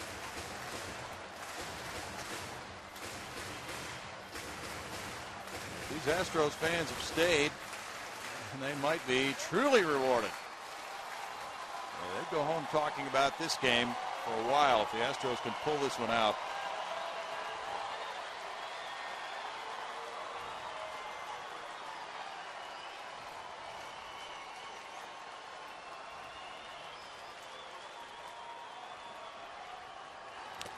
Oh.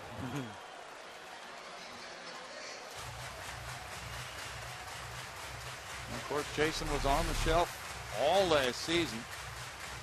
Just a little bit behind that one. That was in the happy zone, number 5 there on Fox Tracks. Right over the heart of the plate, up a little bit.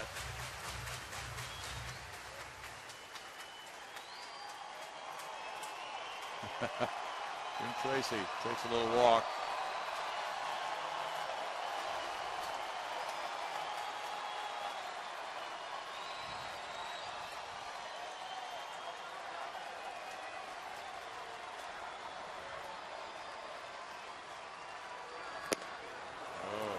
3-2 now.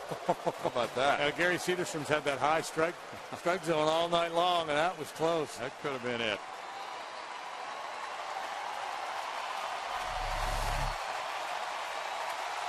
And number 6. Just off the corner.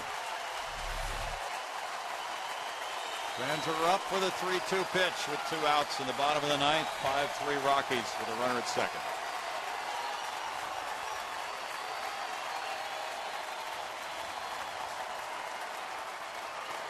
And ball 4 brings Matt Downs to the plate. Pinch hitting now for Abad, for Gonzalez. Castro takes the walk, and now it's Downs. A nice job there by Castro. Tough not to be overly anxious in that situation.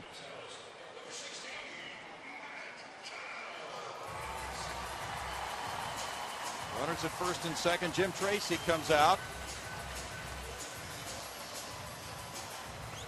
Bobby Meacham there with instructions for Jason Castro. Say, hey, make sure you get a good secondary lead. Give yourself a chance to score on a double. Well, if you watched Astros baseball last season, Matt Downs provided some of the exciting moments you saw. He was one of the top pinch hitters in the majors last year. With 15 runs batted in as a pinch hitter, he led the majors. Out of .462 on base percentage. He hit 3 pinch homers, including a very big one against the Texas Rangers in Arlington.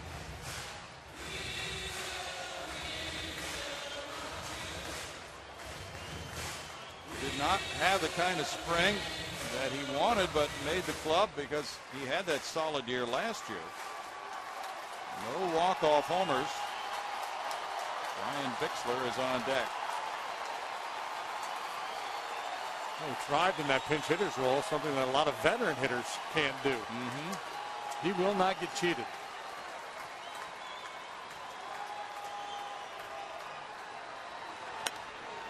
Foul back, strike 1. Outstanding fastball hitter. Matt Downs, 28 years old, from Tuscaloosa, Alabama. Now with Gonzalez leaving the game, Astros, if they go to extra innings, could put Bixler at shortstop and Downs at third.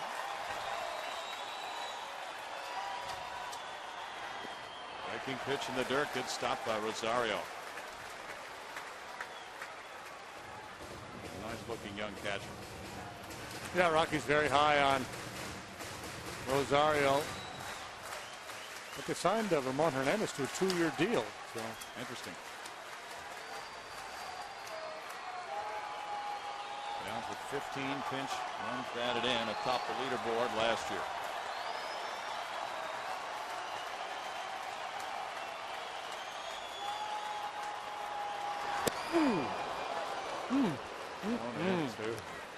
Must be a little bit of the invisible thing going on with Betancourt. This one's 91, right down the middle, and Matt's behind it. Yep. It's not like he's throwing a lot of good breaking balls to get the hitters off that fastball either. Just some deception in his delivery.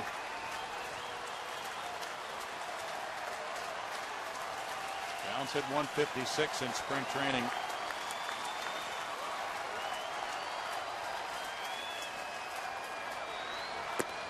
Takes that one up, and it's 2-2. Flashback to last year at Colorado when Matt Downs got into one, August 22nd for a long ball. If he does it right here, this place will explode.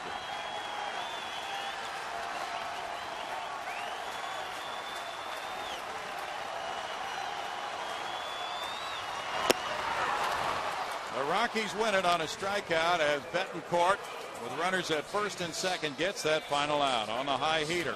For the Astros, it's no runs a hit, 2 men stranded, and here's the final pitch. And back to that four-seam fastball, maybe a little cutting action off the plate and up a little bit, but Downs just trying to be aggressive. Final score, 5-3 Colorado.